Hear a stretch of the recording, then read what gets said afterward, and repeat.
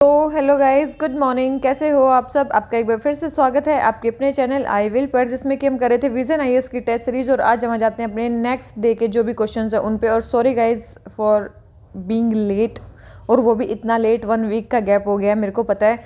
अ, अगर मैं बताऊं, अगर 1 वीक है, 7 डेज हैं, उसमें से 5 डेज हैं, मतलब अगर 5 डेज मानूं तो वो बिल्कुल मेरे हाथ में नहीं थे। 5 डेज तक भाई यहाँ पे इतना तेज़ म्यूज़िक बज रहा था कि मैं वीडियो बना ही नहीं सकती थी, अदरवाइज़ कॉपीराइट आ जाता। ठीक है, पहले राम मंदिर के लिए, उसके बाद रिपब्लिक डे के लिए, और कल ही म्यूज़िक बंद हुआ है, तो आज मैं वीडियो बना ही रही हूँ। ठीक है, तो ये नेक्स्ट डे शायद डलेगी, तो 28 को ये वीडियो डलेगी, मे बी, देखते हैं।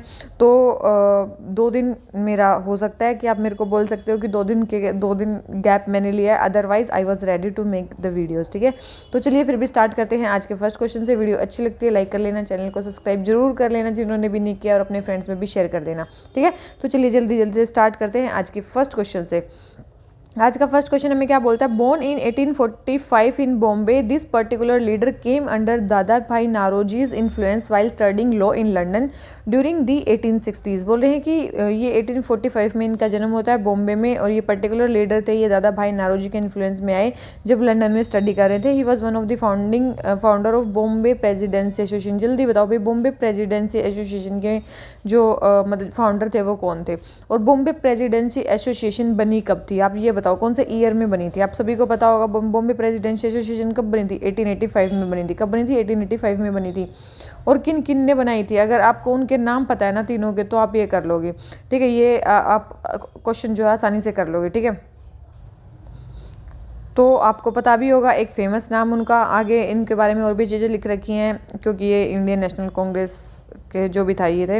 ही along with Gopal Krishna Gokhale and D K Karve organise the first ever walkout in Indian legislative history to oppose a Bombay legislative council bill.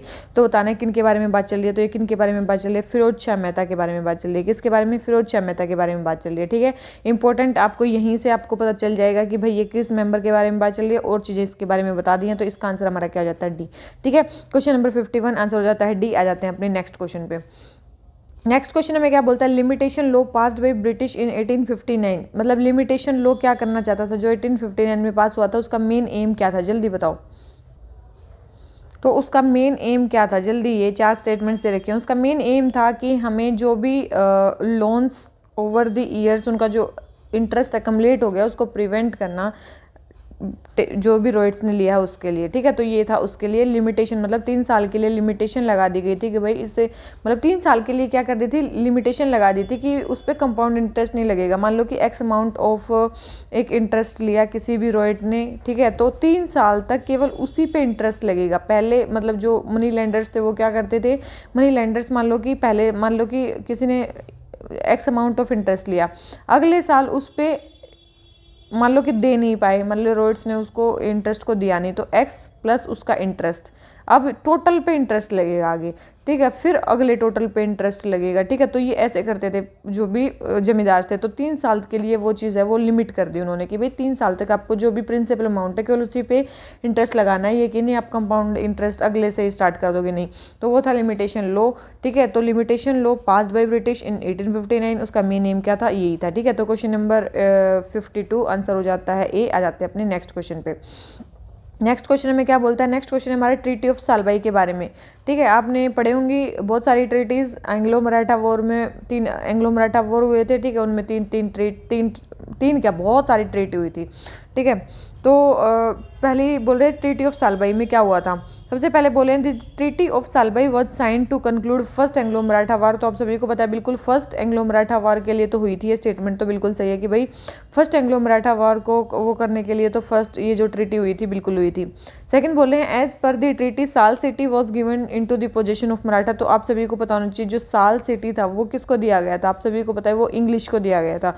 ठीक है, वो किसको दिया गया था? ब्रिटिशर्स को दिया गया था, ना कि मराठास को। तो ये स्टेटमेंट रॉन्ग हो जाती है। ट्रीटी के अकॉर्डिंग जो साल सिटी होगी किसको दिया गया था? इंग्लिश को दिया गया था। ठीक है, ब्रिटिशर्स को दिया गया था।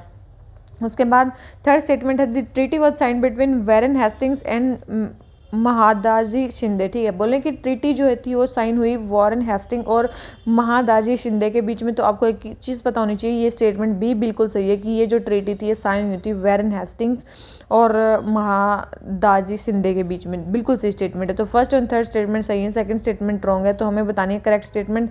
तो केवल 2 स्टेटमेंट करेक्ट है, हमारी एक स्टेटमेंट इसमें रॉन्ग है।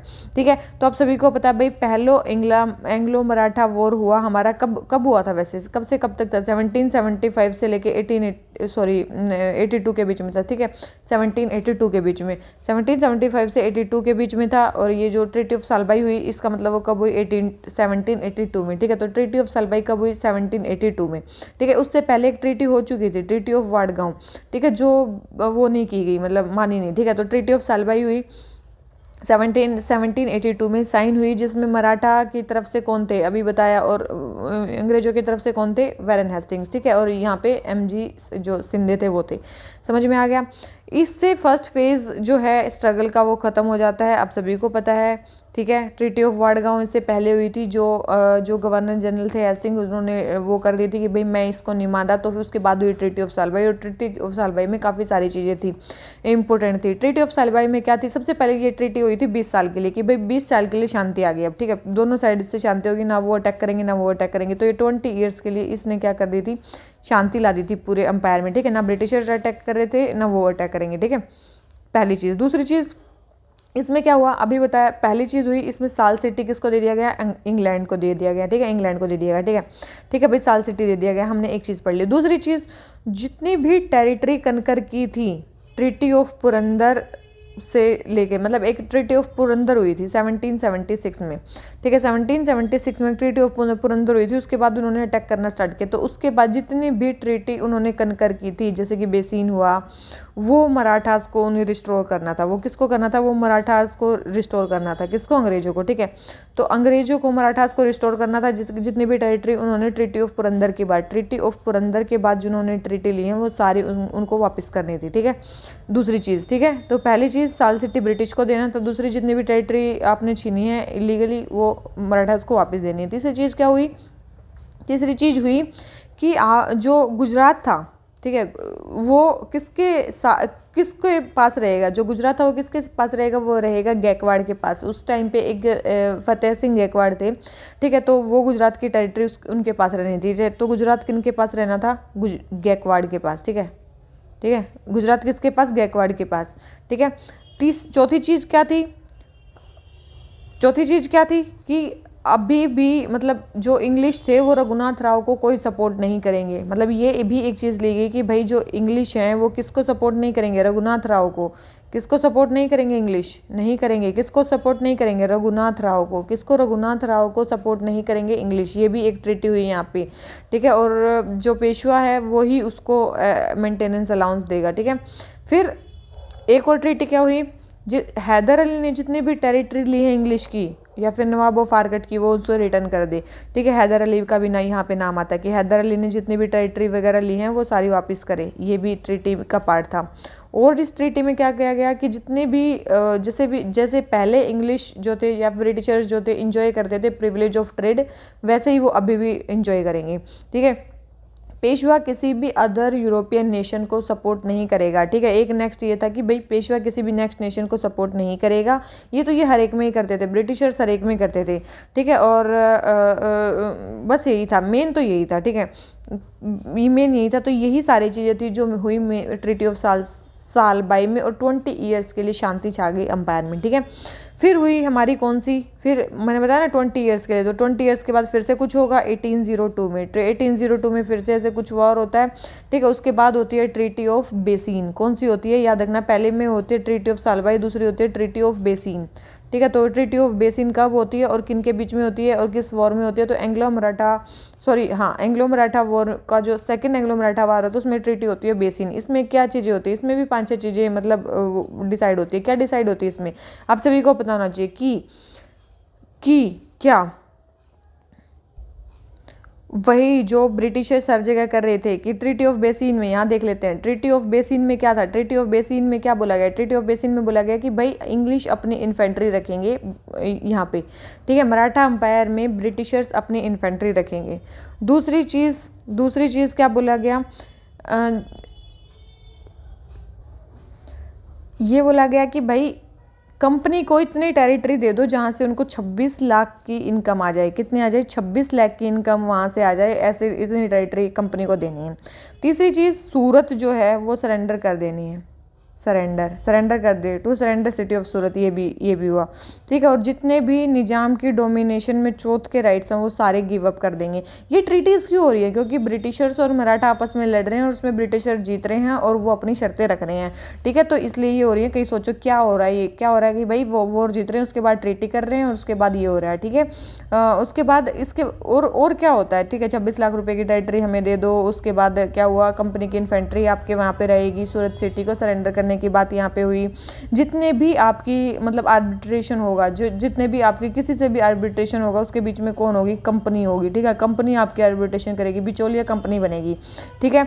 और आप किसी अदर यूरोपियन पावर को अपने पास नहीं रखोगे, एम्प्लॉयमेंट में नहीं रखोगे। केवल और केवल जो ब्रिटिशर्स हैं वही रहने चाहिए, इंग्लिश हैं वही रहने चाहिए, और कोई यूरोपियन पावर्स को आप अपने उसमें नहीं रखोगे, ठीक है। ये था बस। और किसी के साथ फॉरेन रिलेशंस भी आप एस्टेब्लिश नहीं करोगे। ये मेन चीज़ें थी किसके बीच में? ट्रीटी ऑफ बेसिन में, ठीक है। तो फिर से यही 20 साल के लिए, लगभग 10-20 साल के लिए ये शांत हो जाती है। और उसके बाद क्या हो जाता है? उसके बाद फिर से मराठास आपस में मतलब ये होता है कि हम ब्रिटिशर्स के खिलाफ लड़ेंगे, और सारे लड़ते हैं और सारे हार भी जाते हैं। तो इसका मतलब जो थर्ड एंग्लो मराठा वॉर होता है, थर्ड एंग्लो मराठा वॉर, ये लास्ट वॉर होता है जब मराठा की जो पावर है वो किसके अंडर आ जाती है? ब्रिटिशर्स के अंदर आ जाती है। थर्ड एंग्लो मराठा वॉर 1817 से लेकर 19 के बीच में होता है। 1817 से लेकर 19 के बीच में होता है। और उसमें 3 ट्रीटी काफ़ी ज़्यादा फेमस है। 3 ट्रीटी काफ़ी ज़्यादा फेमस है। कौन कौन सी ट्रीटी? ट्रीटी ऑफ पूना, ठीक है। Treaty of Poona, treaty of Mandsaur, ठीक है। Treaty of Poona, treaty of Mandsaur और ट्रीटी ऑफ ग्वालियर, ठीक है। ट्रीटी ऑफ ग्वालियर, जो ट्रीटी ऑफ पूना होती है वो होती है पेशवा के साथ। ट्रीटी ऑफ पूना किसके साथ होती है? पेशवा के साथ होती है। ट्रीटी ऑफ मंडसौर किसके साथ होती है? मंडसौर होती है होलकर्स के साथ।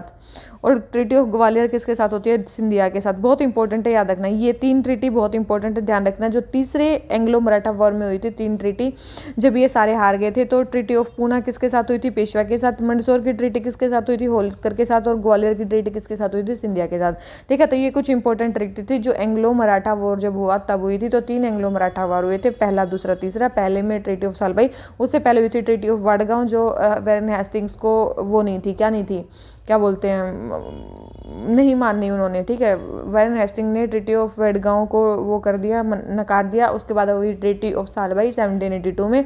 और उसके बाद हुई treaty of basin second Anglo Maratha war में। और उसके बाद हुई 3 ट्रीटी हमारी फेमस, ठीक है। ध्यान रखना इनको। या अब जब भी आप एंग्लो मराठा पढ़ोगे तो आपको समझ में आ जाएगी किस किस ट्रीटी में क्या क्या हो रहा है, ठीक है। तो क्वेश्चन नंबर 53 हमारा आंसर हो जाता है बी। आ जाते हैं नेक्स्ट क्वेश्चन पे। नेक्स्ट क्वेश्चन है, who among the following started the journal Asiatic researches. जो एशियाटिक रिसर्चेज हैं ये जर्नल किसने स्टार्ट किया था? तो जल्दी बताओ भाई, ये किसने स्टार्ट किया था? बहुत इंपॉर्टेंट है, जल्दी बताओ। तो ये किसने स्टार्ट किया था? विलियम जोन्स ने स्टार्ट किया था। अब पता है तो पता है, नहीं पता तो नहीं पता है, ठीक है। तो बहुत इंपॉर्टेंट है। 1783 में ये अराइव हुए थे कलकत्ता में और इन्होंने ये फाउंड किया था, ठीक है। तो क्वेश्चन नंबर 54 आंसर हो गया डी। आ जाते हैं नेक्स्ट क्वेश्चन पे। नेक्स्ट है हमारा, consider the following statements regarding charter act 1833। Charter act 1833 के बारे में बताना है। सबसे पहले, the act provided for appointment of law commission to study collect and codify various rules and regulations present in India. The act added 1 member to the executive council of the governor general as a law member with the right to vote. Third बोले, the act had an anti discrimination clause which become a cause for political agitation in India. तो charter act 1833 के बारे में बताओ भाई, क्या statement सही है, क्या स्टेटमेंट रॉन्ग है। तो आपको एक चीज़ पता चलेगी कि देखो ये जो इन्होंने बोला है ना कि the act added 1 member to the executive council, ये हो सकता है कि 1 member ऐड किया हो, लेकिन क्या उसके पास वोटिंग का राइट था? ये नहीं था, याद रखना। बिल्कुल वहाँ पे 1 member को ऐड किया गया था एग्जीक्यूटिव काउंसिल में गवर्नर जनरल की एज अ लॉ मेंबर। और आपको पता भी है वो कौन थे? लॉर्ड मैकोले थे। कौन थे? लॉर्ड मैकोले थे, ठीक है। लॉर्ड मैकोले का नाम सुना होगा, मैकोले मिनट भी आया था इन्हीं के नाम पे, ठीक है। तो राइट टू वोट इनको नहीं था, तो ये स्टेटमेंट हमारी रॉन्ग हो जाती है। फर्स्ट स्टेटमेंट है, the act provided for appointment of law commission. बिल्कुल लॉ कमीशन के अपॉइंटमेंट के लिए यहाँ पे बात हुई थी। एक लॉ मेंबर भी अपॉइंट हुए थे जिनका नाम था लॉर्ड मैकोले, लेकिन उनको राइट टू वोट का अधिकार उनको नहीं था। ये इंपॉर्टेंट है, ठीक है। और उसके बाद है, the act had an anti discrimination. बिल्कुल यहाँ इस एक्ट में एक एंटी डिस्क्रिमिनेशन क्लॉज भी था जो कोज बन गया पॉलिटिकल एजिटेशन का इंडिया में। ये काफ़ी इंपॉर्टेंट चीज़ है, ठीक है। तो ये सारी ही चीज़ें हमारी इंपॉर्टेंट हो जाती हैं इस एक्ट के बारे में, ठीक है। तो ये क्वेश्चन हो जाता है हमारा कंप्लीट। हमें बतानी है करेक्ट स्टेटमेंट। करेक्ट आपको दिख रही है, केवल और केवल 2 स्टेटमेंट करेक्ट हैं, एक स्टेटमेंट हमारी रॉन्ग है, तो हमारा आंसर क्या हो जाता है बी। ठीक है, तो क्वेश्चन नंबर 55 आंसर हो जाता है बी। आ जाते हैं अपने नेक्स्ट क्वेश्चन पे। नेक्स्ट क्वेश्चन है हमारा किसके बारे में, क्वेश्चन नंबर 56। स्टेटमेंट 1 स्टेटमेंट 2 दे रखी है। सबसे पहले the British by and large were not in support of झूम कल्टिवेशन प्रैक्टिस्ड बाई ट्राइबल। बोल रहे हैं कि ब्रिटिशर जो थे वो झूम कल्टिवेशन के सपोर्ट में नहीं थे बाई एंड लार्ज। तो पता होना चाहिए आपको। तो ये स्टेटमेंट आपको क्या लग रही है, बिल्कुल सही स्टेटमेंट है। क्यों, अब मानो कि कोई कभी यहाँ खेती करा कभी यहाँ, उनको तो परमानेंटली कोई रिवेन्यू मिलेगा नहीं ना, तो वो इसके सपोर्ट में थे नहीं। तो बिल्कुल सही स्टेटमेंट है, वो झूम कल्टिवेशन के सपोर्ट में नहीं थे। सेकंड बोल रहे हैं जो वरियर एल्गिन थे, ये मिशनरी थे जो 1927 में इंडिया में आए थे। उन्होंने आर्ग्यू किया कि झूम कल्टिवेशन जो है वो बैन होनी चाहिए। ठीक है, इंपॉर्टेंट है, ध्यान रखना। ये जो थे ना, ये इनका ध्यान रखना। इनका नाम था हैरी वरियर एल्गिन। ठीक है, 1902 से 64 में थे। ये ब्रिटिश बोर्न एंथ्रोपोलॉजिस्ट थे और एथनोलॉजिस्ट थे। ठीक है, इंपॉर्टेंट है। 1927 में ये इंडिया में आए एज एन क्रिश्चियन मिशनरी, जो इसमें लिख भी रखा है। ठीक है, लेकिन गांधी जी की फिलोसफी से ये बहुत ज़्यादा क्या हो गए, इन्फ्लुएंस हो गए, हिंदुइज्म में ये कन्वर्ट हो गए। 1935 में ये क्या हो गए, हिंदुइज्म में भी कन्वर्ट हो गए। बहुत इंपॉर्टेंट है, याद रखना, हिंदुइज्म में कन्वर्ट हो गए। और इन्होंने मेन बात की किसके लिए, ट्राइबल्स के वेलफेयर के लिए। तो ये क्या करने लगे, इंडियंस के लिए बात करने लगे, ट्राइबल्स के लिए बात करने लगे। उन्होंने बोला कि नहीं भाई, शिफ्टिंग कल्टीवेशन को प्रोटेक्शन मिलनी चाहिए, ऐसा नहीं है कि शिफ्टिंग कल्टीवेशन बैन होनी चाहिए। तो इन्होंने ये नहीं बोला कि भाई ये बैन होनी चाहिए, उन्होंने बोला कि नहीं भाई प्रोटेक्ट होनी चाहिए, झूम कल्टीवेशन होनी चाहिए, ट्राइबल्स के राइट प्रोटेक्ट होने चाहिए। तो ये स्टेटमेंट, सेकंड स्टेटमेंट गलत दे रखी है कि इन्होंने ये बोला था, नहीं भाई इन्होंने ये नहीं बोला था। तो याद रखना इनका हैरी वेरियर एल्गिन। ठीक है, इंपॉर्टेंट थे, क्रिश्चियन मिशनरीज थे। तो फर्स्ट स्टेटमेंट करेक्ट है, सेकंड स्टेटमेंट रॉन्ग है। और केवल एक ही ऐसी स्टेटमेंट होती है जिसमें फर्स्ट स्टेटमेंट रॉन्ग हो, फर्स्ट स्टेटमेंट करेक्ट और सेकंड स्टेटमेंट रॉन्ग हो। वो कौन सी है, सी। ठीक है, जिसमें फर्स्ट स्टेटमेंट करेक्ट है, सेकंड स्टेटमेंट रॉन्ग है, वो केवल एक ही हमारी है। तो क्वेश्चन नंबर 56 हमारा आंसर हो जाता है सी। आ जाते हैं अपने नेक्स्ट क्वेश्चन पे। ठीक है, नेक्स्ट क्वेश्चन हमें क्या बोलता है, नेक्स्ट क्वेश्चन है हमारा किसके बारे में, इंडियन यूनिवर्सिटीज एक्ट के बारे में। किसके बारे में, इंडियन यूनिवर्सिटीज एक्ट के बारे में। सबसे पहले Indian university act, it was introduced by lord Curzon to improve the condition of university education in India. तो आप सभी को पता है, बिल्कुल यूनिवर्सिटी एजुकेशन को इंप्रूव करने के लिए ही ये एक्ट आया था 1904 में। तो बिल्कुल सही स्टेटमेंट है। सेकंड बोल रहे हैं कि it was passed on recommendation of Rayleigh commission. बिल्कुल 1904 में ये एक्ट पास हुआ किसके बेसिस पे, रेले कमीशन के बेसिस पे। और रेले कमीशन कब बैठा था, आप सभी को पता है 1902 में बैठा था। ठीक है, तो बिल्कुल उसकी रिकमेंडेशन पे ही ये पास हुआ है। थर्ड बोले the act introduce governmental control over university. बोले हैं कि इस एक्ट ने गवर्नमेंट का कंट्रोल यूनिवर्सिटी के ऊपर बढ़ा दिया, बिल्कुल भी बढ़ा दिया था। तो तीनों ही स्टेटमेंट हमारे इंडियन यूनिवर्सिटी एक्ट के बारे में सही है। तो हमें बतानी है करेक्ट स्टेटमेंट। तो तीनों ही स्टेटमेंट सही है, तो हमारा आंसर क्या हो जाता है, सी। ठीक है, बिल्कुल इंपॉर्टेंट है। इसमें क्या ही चीज़ें बताऊँ मैं, इसमें बता दिया कि सुपरविजन जो था, कॉलेजेस सुपरविजन बढ़ गया था, एडमिनिस्ट्रेशन को दोबारा रीऑर्गेनाइज किया गया, मेजर चेंजेस किए गए करिकुलम और एग्जामिनेशन में, स्ट्रिक्ट कंडीशन दे दी गई एफिलिएशन के लिए, भाई किन यूनिवर्सिटी को एफिलिएशन मिलेगी, किन को नहीं मिलेगी। और इस टाइम पे जो हमारे वो थे वॉइस रॉय कौन थे, लॉर्ड कर्जन। कौन थे उस टाइम पे, लॉर्ड कर्जन। ठीक है, इंपॉर्टेंट। और भी बहुत सारी चीज़ें की थी लॉर्ड कर्जन ने। सबसे फेमस है कि भाई इन्होंने पार्टीशन ऑफ बंगाल किया, तो इसलिए ज़्यादा फेमस है। तो ये क्वेश्चन नंबर 57 आंसर हो जाता है सी। आ जाते हैं नेक्स्ट क्वेश्चन पे। हमें बताना है कि इसके बारे में 3 बैटल्स हमें दे रखे हैं, काफ़ी इंपॉर्टेंट है। बैटल ऑफ बेदारा, बैटल ऑफ वोंडिवश और बैटल ऑफ सेंट थॉमस। तो पता होना चाहिए इन तीनों के बारे में। सबसे पहले आप सभी को पता होगा कि भाई बैटल ऑफ बेदारा कब होता है, बैटल ऑफ वंडिवास कब होता है और बैटल ऑफ सेंट थॉमस कब होता है। ठीक है, तो बैटल ऑफ सेंट थॉमस के बारे में मेरे ख्याल से आपको पता होगा। फर्स्ट कार्नेटिक वॉर आपने पढ़ा होगा ना, first Carnatic war. Carnatic war पढ़ा है। ठीक है, एंग्लो फ्रेंच के बीच में जो वॉर होते हैं, कार्नेटिक वॉर उनको बोलते हैं। सबसे पहला बैटल होता है बैटल ऑफ सेंट थॉम। मैंने जब भी पिछला हुआ था उसमें बताया भी था, मद्रास के पास जगह है सेंट थॉम, वहाँ पे होता है एंग्लो फ्रेंच के बीच में। ठीक है, जिसमें फ्रेंच होते हैं और फ्रेंच होते हैं, यही होते हैं फोर्सेस जो है फ्रेंच की इंग्लिश के साथ लड़ती हैं। ठीक है, इंग्लिश अलग होते हैं, फ्रेंच अलग होते हैं, तो इसमें अलग अलग लोकल लीडर्स भी होते हैं। तो उसमें सबसे पहला बैटल होता है बैटल ऑफ सेंट थॉम। ठीक है, तो ये है। तो किसके किसके बोले कि फ्रेंच और डच के बीच में होता है। तो अभी बताया इंग्लिश और किसके बीच में होता है, फ्रेंच के बीच में होता है, ना कि फ्रेंच और डच के बीच में होता है। तो थर्ड स्टेटमेंट तो हमारी रॉन्ग होगी। ठीक है, फर्स्ट स्टेटमेंट की हमारी बात है, फर्स्ट है कि हमारी बैटल ऑफ बेदारा। देखो, बैटल ऑफ जो बेदारा है ना, वो डच और पोर्टुगीज के बीच में हुआ था। ठीक है, एक मिनट, पोर्टुगीज क्यों भाई, इंग्लिश के बीच में। ठीक है, इंग्लिश के बीच में। देखो भाई, हर एक बैटल कौन लड़ रहा है, मतलब यही लड़ रहे हैं, कौन, ब्रिटिश ही लड़ रहे हैं। तो ये जो ब्रिटिश और डच के बीच में जो ये होता है ना, वो होता है हमारा बैटल ऑफ बिदारा। ठीक है, बैटल ऑफ बिदारा होता है इंग्लिश और ब्रिटिश और डच के बीच में। तो ये स्टेटमेंट हमारी रॉन्ग होगी। ठीक है, फर्स्ट स्टेटमेंट रॉन्ग होगी हमारी, थर्ड स्टेटमेंट रॉन्ग होगी। फर्स्ट सेकंड क्या है, बैटल ऑफ वेंडिवश, आप सभी को पता है बैटल ऑफ वेंडिवश, आप सभी को पता है। थर्ड कार्नेटिक वॉर जो हुआ जिसमें इंग्लिश जीत भी गई 1760 में, वहाँ पे होता है बैटल ऑफ वेंडिवश। वेंडिवश जगह कहाँ पे है, तमिलनाडु में है। आयरी कूट इंग्लिश के यहाँ पे लीडर थे और लैली यहाँ पे फ्रेंच के वो थे, आप सभी को पता है। ठीक है, तो बिल्कुल ये बैटल बिल्कुल सही है।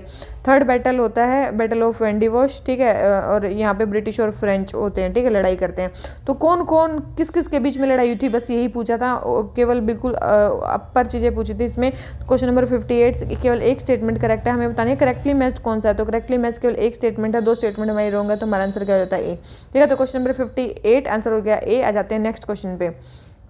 सिंध के बारे में बात करनी है। ठीक है, सिंध के बारे में। सिंध सबसे पहले है in 1758 an English factory was built at Thatta owing to a parwana given by Kalhora prince Ghulam Shah. तो आप सभी को पता होना चाहिए ये स्टेटमेंट क्या है हमारी, बिल्कुल सही दे रखी है कि भाई 1758 में एक इंग्लिश फैक्ट्री बिल्ड की जाती है, कहाँ पे, थाटा में, जो इनको दी गई थी। ठीक है, बिल्कुल। सेकंड बोले 1783 में दी तालपुराज किसके अंडर, मीर फतेह अली खान के अंडर उन्होंने कंप्लीट होल्ड कर लिया सिंध के ऊपर। ये स्टेटमेंट भी बिल्कुल सही है, दोनों ही स्टेटमेंट बिल्कुल सही है, तो हमारा आंसर क्या हो जाता है सी। ठीक है, और भाई ये सिंध का क्या चक्कर है, देखो आपको सभी को पता होगा सिंध यहाँ पे मेन क्या था, बाहर वालों का मतलब ब्रिटिशर्स को डर था कि भाई उधर से रशियंस वगैरह ना आ जाए। ठीक है, रशियन वगैरह वहाँ से अटैक ना कर दे, तो इसी के लिए काफ़ी सारे डेलीगेशन भेजे गए हमारे वेस्ट में, ताकि वहाँ के जो एरियाज़ हैं वो बैरियर बन जाएं और वहाँ वो किसी फॉरेन पावर से कोई अलायंस ना कर पाए। इसीलिए बहुत सारे लोगों को भेजा गया। आप सभी को पता है होगा मेरे ख्याल से कि जैसे कि लाहौर है, लाहौर भी वेस्ट में था, तो लाहौर में मेटकाफे को भेजा गया कि वहाँ पे ट्रीटी करो उनसे कि भाई किसी फॉरेन पावर के साथ वो अलायंस ना करें। ठीक है, जैसे काबुल है, काबुल में किसको भेजा गया, जैसे काबुल है, काबुल में किस उसको भेजा गया, एल्फिनस्टोन का नाम सुना होगा, एल्फिनस्टोन को भेजा गया। मेटकाफे को लाहौर में भेजा गया। ठीक है, तेहरान में किसको भेजा गया, मेलकोम को। ठीक है, तेहरान में किसको भेजा गया, मेलकोम को। ये इंपॉर्टेंट है। ठीक है, कि भाई किस किस को भेजा गया है वो ट्रीटी करने के लिए। ठीक है, उसके बाद सिंध में कौन गया, ठीक है, इंपॉर्टेंट है ना सिंध, क्योंकि हम सिंध के बारे में बात करें। सिंध में कौन गया था ट्रीटी करने के लिए, निकोलस स्मिथ। कौन गए थे, निकोलस स्मिथ गए थे। ठीक है, निकोलस स्मिथ गए थे सिंध में।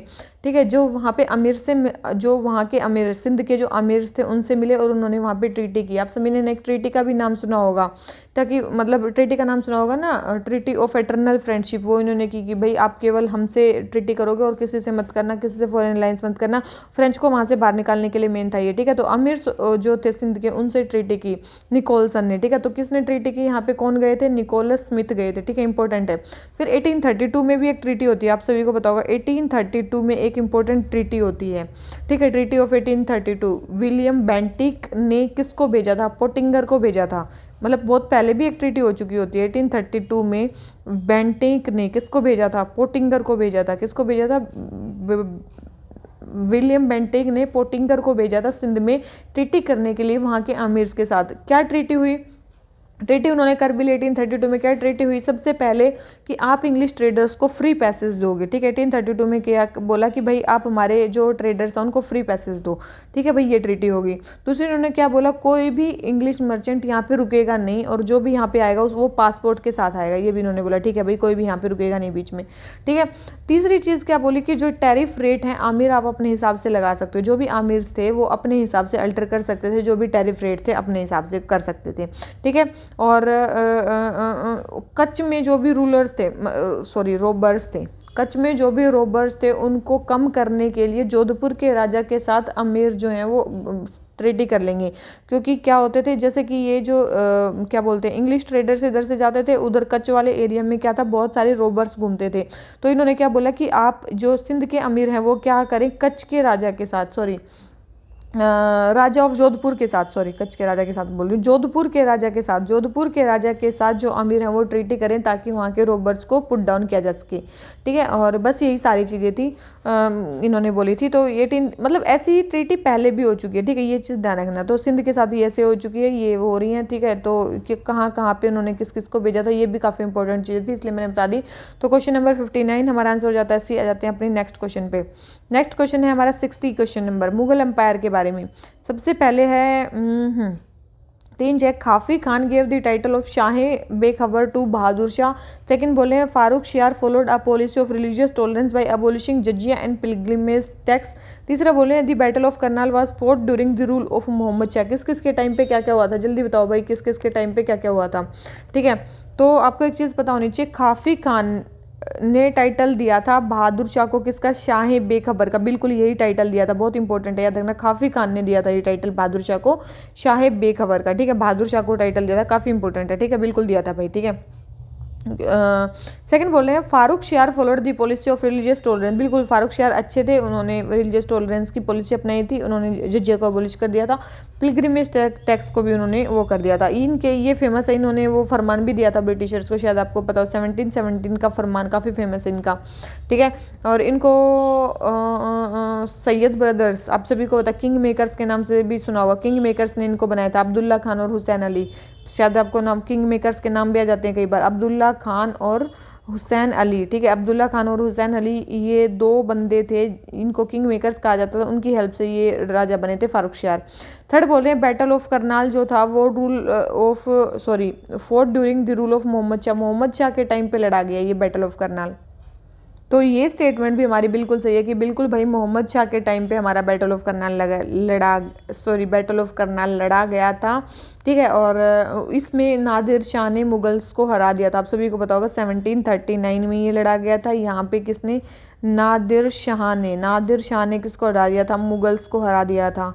ठीक है, नादिर शाह ने मुगल्स को हरा दिया था और फिर मोहम्मद शाह को इम्प्रिजन भी किया और काफ़ी सारे जो इंडस वाले या वेस्टर्न वाले एरियाज थे उनको छीन लिया। ठीक है, उसके बाद तो आप सभी को बताइए क्या है, ये सारे लेटर मुगल्स आए, मतलब औरंगजेब के बाद जितने भी रूलर्स आते हैं वो आए हैं। ठीक है, काफ़ी सारे आते हैं, जैसे कि मतलब मोहम्मद शाह के बाद अहमद शाह आए, फिर आलमगीर आए, आलमगीर 2। ठीक है, फिर शाहजहां 3 आए, उसके बाद शाह आलम 2 के बारे में नाम सुना होगा, शाह आलम 2 यही थे। Third battle of Panipat, battle of Buxar, और उसके बाद बैटल ऑफ बक्सर के बाद जो ट्रीटी ऑफ इलाहाबाद हुई थी उसमें जो मेन ये वहाँ पे चले गए थे इलाहाबाद में। ठीक है, तो ये मतलब यही थे। ठीक है, तो ये शाह आलम 2 ये सारे लेटर मुगल्स थे जो काफ़ी वीक रूलर्स मतलब माने जाते हैं। तो क्वेश्चन नंबर 60, तीनों ही स्टेटमेंट हमारी सही है। बिल्कुल मोहम्मद शाह के टाइम पे ट्रीटी ऑफ करनाल हुई थी, तो बैटल ऑफ करनाल हुआ था, तो फर्स्ट, सेकंड और थर्ड तीनों स्टेटमेंट सही है। तो हमें बताने करेक्ट स्टेटमेंट, तीनों स्टेटमेंट सही है, तो आंसर क्या हो जाता है सी। तो क्वेश्चन नंबर 60 आंसर सी आ जाते हैं। क्वेश्चन नंबर 61 पे पाइका रेबेलियन के बारे में बताना है। 1817 का जो पाइका रेबेलियन था उसके बारे में बताना है। सबसे पहले है कि भाई पाइकास कहाँ थे, उड़ीसा में। कहाँ थे सबसे पहले, उड़ीसा में। It was study present day states of Bihar and Bengal, तो present day state Bengal of Bihar में नहीं था, ये कहाँ था, उड़ीसा में। तो फर्स्ट स्टेटमेंट रॉन्ग हो जाती है। सेकंड बोले हैं it began as a protest against heavy land taxes imposed by British colonial rulers. बोल रहे हैं कि ये एक protest against heavy land taxes के अगेंस्ट ये स्टार्ट हुआ था। तो क्या स्टेटमेंट है, तो सेकंड स्टेटमेंट क्या, बिल्कुल सही स्टेटमेंट है भाई, ये अगेंस्ट इसी के स्टार्ट हुआ था, टैक्सेस के अगेंस्ट ही स्टार्ट हुआ था बिल्कुल। क्योंकि जो जमींदार थे वो काफ़ी ज़्यादा मतलब टैक्स ले रहे थे, लैंड रेवेन्यू काफ़ी ज़्यादा ले रहे थे, उसके लिए स्टार्ट हुआ था। तीसरा बोले it was led by tribal leaders who sought to establish an independent tribal kingdom. बिल्कुल ये ट्राइबल लीडर्स के द्वारा लेड किया गया था, काफ़ी फेमस है। और इसमें थे बख्शी जगबंधु बिदायधार का नाम सुना होगा आपने। ठीक है, बख्शी जगबंधु बिदायधार। ठीक है, ये फेमस थे इसमें। ठीक है, जिन्होंने इसको लेड किया था ये फेमस रूलर थे। तो पाइका रेबेलियन कब हुआ था ये पता चल गया, 1817 में हुआ था। कहाँ पे हुआ था वो पता चल गया, किसके अगेंस्ट हुआ था वो पता चल गया, फेमस लीडर कौन थे वो पता चल गया।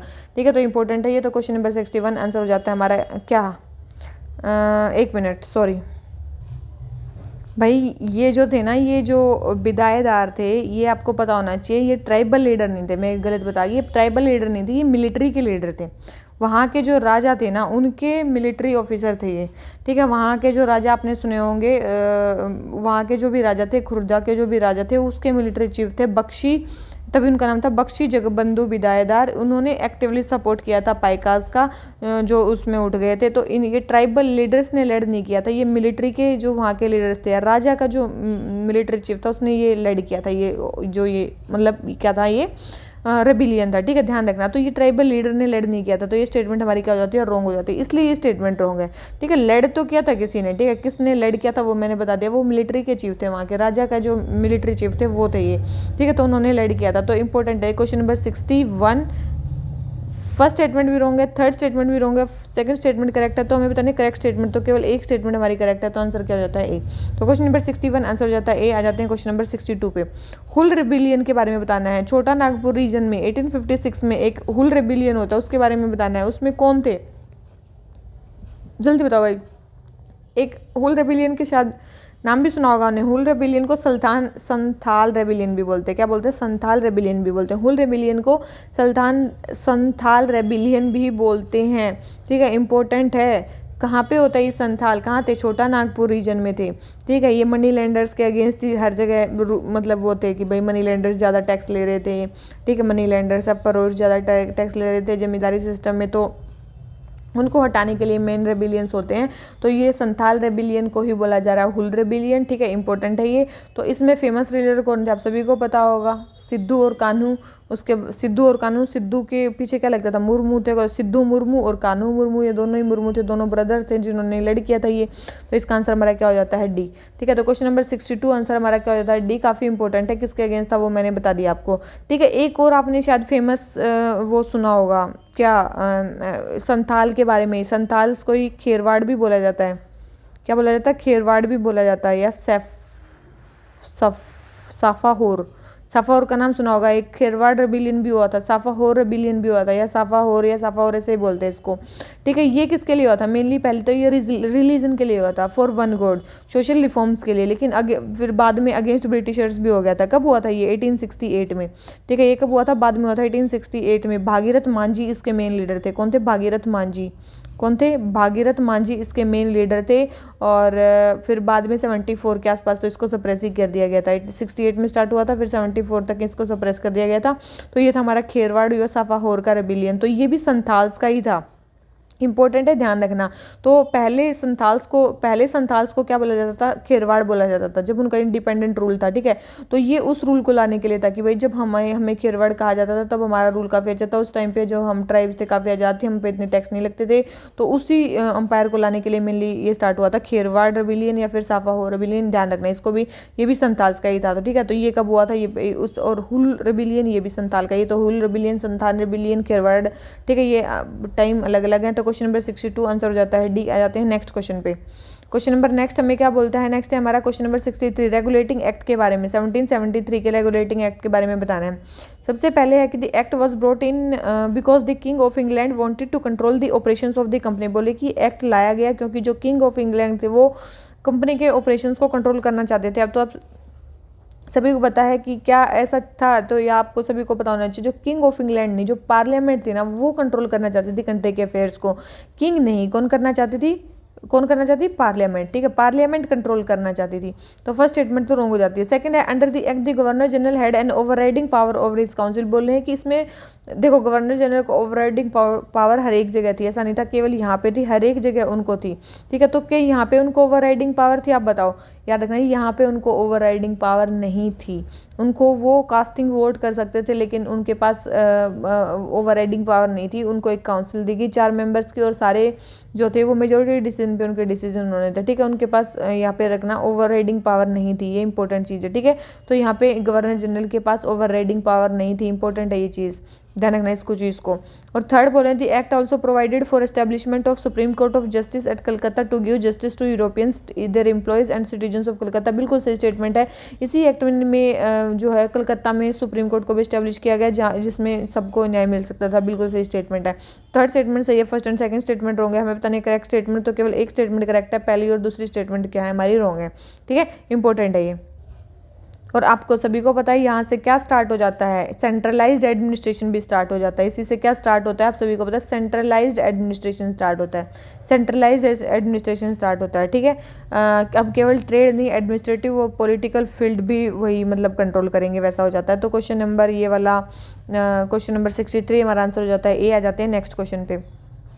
ताराबाई शिंदे एक एजुकेटेड वुमेन थी पूना में। उन्होंने एक बुक पब्लिश की जो क्रिटिसाइज कर रही थी new colonial society man should क्या बोल रही थी उसमें, a new colonial society man enjoyed all the rights opportunities and benefit of change while womens were blamed for all the evils and were still bound by old scriptures of pativrata duty to husband. Which of the following is the title of the, इस book का title क्या था, मतलब उसका असेंस ये था उस book का। तो ये किसने लिखी थी, मतलब कौन सी बुक थी, ताराबाई शिंदे ने लिखी थी, पुणे में लिखी थी। कौन, उसका असेंस ये था बुक का। तो बुक का नाम बताना है हमें, तो उस बुक का नाम क्या था, काफ़ी इंपॉर्टेंट है। उसका नाम था स्त्री पुरुष तुलना। क्या था, स्त्री पुरुष तुलना, काफ़ी इंपॉर्टेंट है। स्त्री पुरुष तुलना बुक लिखी थी किसने, ताराबाई शिंदे ने। इंपॉर्टेंट है, ठीक है, काफ़ी इंपॉर्टेंट बुक है ये। यहीं पे ये एक book the history of doing, ये किसने लिखी थी, हिस्ट्री ऑफ डूइंग, ये किसने लिखी थी, राधा कुमारी ने। किसने लिखी थी हिस्ट्री ऑफ डूइंग, अगर आ भी जाए तो राधा कुमारी ने, ठीक है। हिस्ट्री ऑफ डूइंग लिखी थी राधा कुमारी ने। ये रतन बाई एक स्केच था Bombay high cast Hindu women का, जो किसने बनाया था, SV निकाम्बे ने बनाया था। किसने बनाया था, SM निकाम्बे ने बनाया था, ठीक है, ध्यान रखना इसको।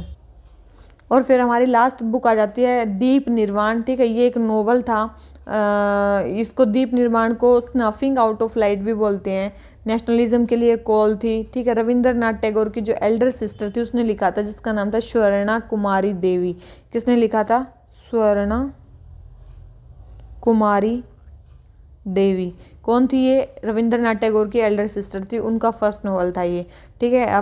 उनकी मैरिज के बाद उन्होंने पहला नोवेल लिखा था, उस नोवेल का नाम था दीप निर्वाण, ठीक है। तो क्वेश्चन नंबर 64 आंसर हो जाता है C। आ जाते हैं नेक्स्ट क्वेश्चन पे, ठीक है। तो कि स्त्री पुरुष तुलना किसने लिखी थी, ताराबाई शिंदे ने, ठीक है। इन बुक्स के नाम भी याद रखना भाई, कई भी आ जाते हैं आजकल, तो पता नहीं क्या ही पूछ रहे हैं। तो क्वेश्चन नंबर 64 आंसर हो गया C। आ जाते हैं नेक्स्ट क्वेश्चन पे।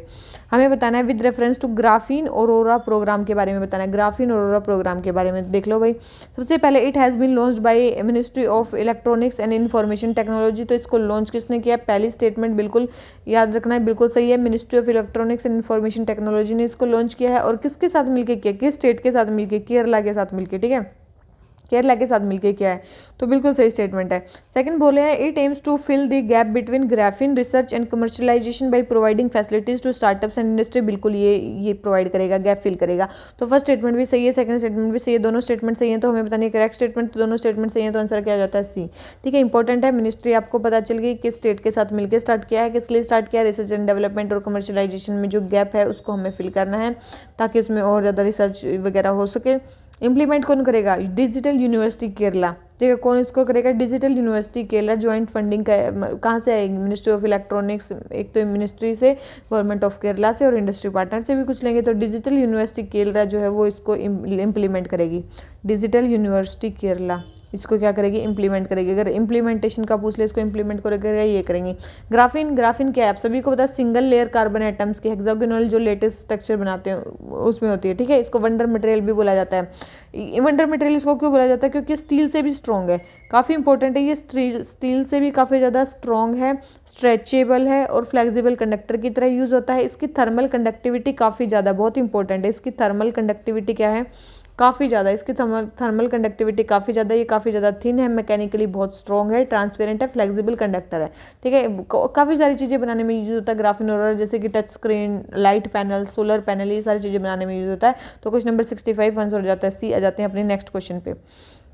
नेक्स्ट क्वेश्चन में क्या बोलता है, फ्रेंच कॉलोनियल एक्टिविटीज़ के बारे में बताना है। फ्रेंच कॉलोनियल एक्टिविटीज़, सबसे पहले 4 स्टेटमेंट हमें दे रखी हैं, चारों पढ़ो जल्दी जल्दी से और बताओ भाई क्या स्टेटमेंट हमें क्या दे रखी है, सही दे रखी है और सारी गलत है।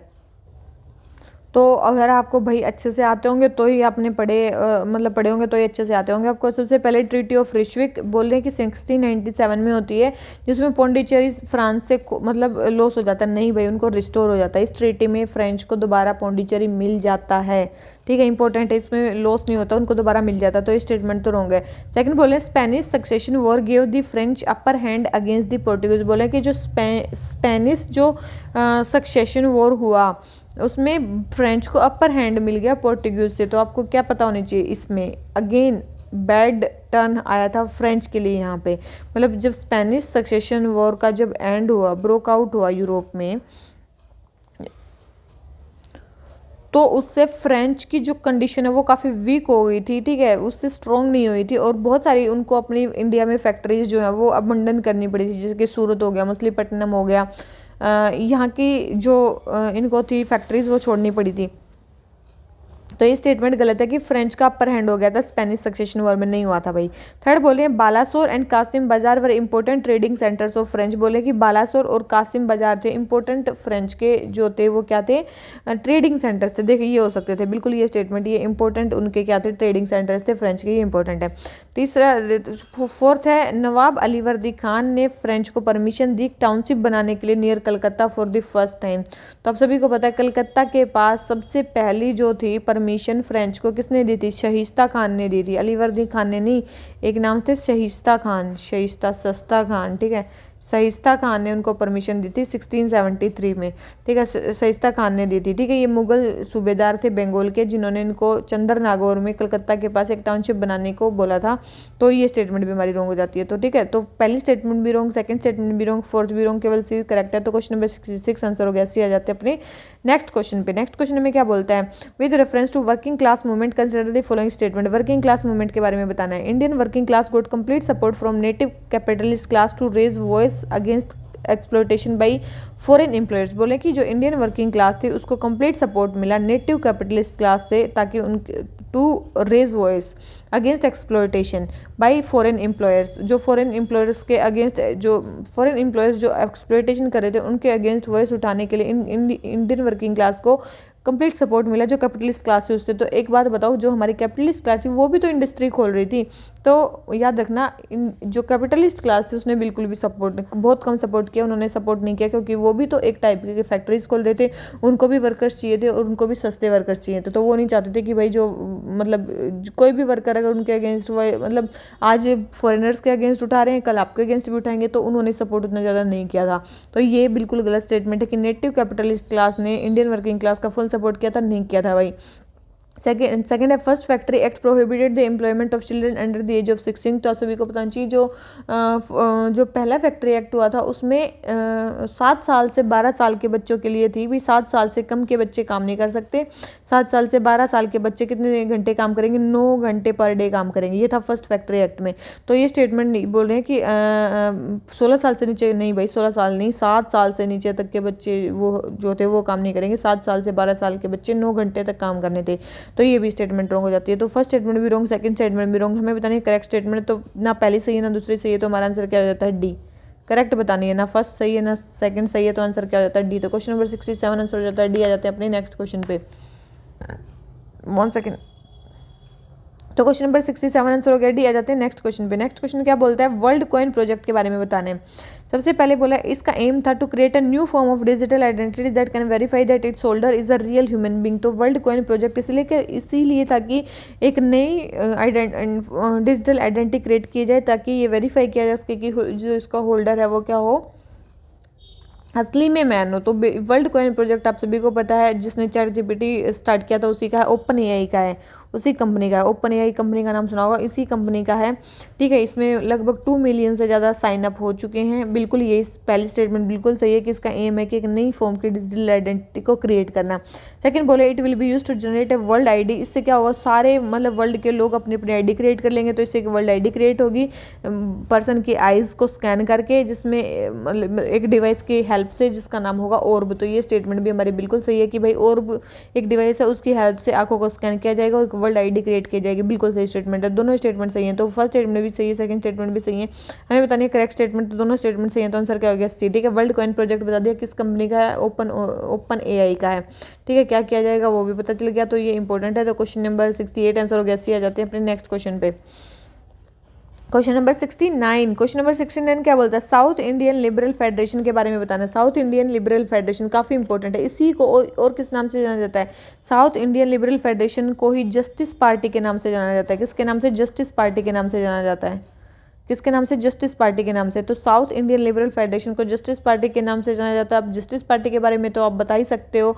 तो सबसे पहले it was the first non Brahmanical organization founded by T.M. Nair. बोले कि T.M. नैयर ने इसको फाउंड किया था।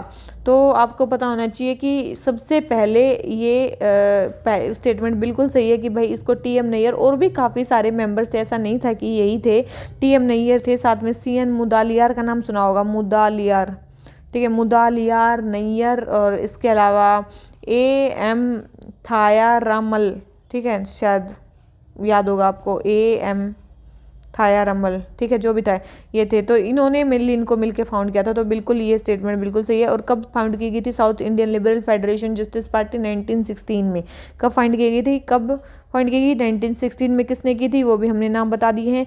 सेकंड है, it was renamed as Shri SNDP Yogam by Ramaswamy Naicker. देखो जो SNDP थी वो अलग थी, ठीक है, ठीक है, वो अलग थी SNDP, ठीक है, वो बनी थी 1903 में। तो ये अलग है, तो ये थोड़ी ना उसका रीनेम करके इसका नाम लग दिया गया, नहीं ये गलत है। तो ये सेकंड स्टेटमेंट रॉन्ग है, फर्स्ट स्टेटमेंट हमारी करेक्ट है। तो हमारा आंसर क्या हो जाता है? ए, ठीक है। तो हमें बताना है करेक्ट स्टेटमेंट, तो आंसर हमारा क्या हो गया? ए, ठीक है, क्योंकि ये योगम बनी थी हमारी 1903 में, ठीक है। तो क्वेश्चन नंबर हमारी 69 आंसर हो जाता है ए। आ जाते हैं अपने नेक्स्ट क्वेश्चन पे। नेक्स्ट क्वेश्चन में बताना है कि कौन से प्लेसेस कहाँ पे हैं, किस कंट्री में है।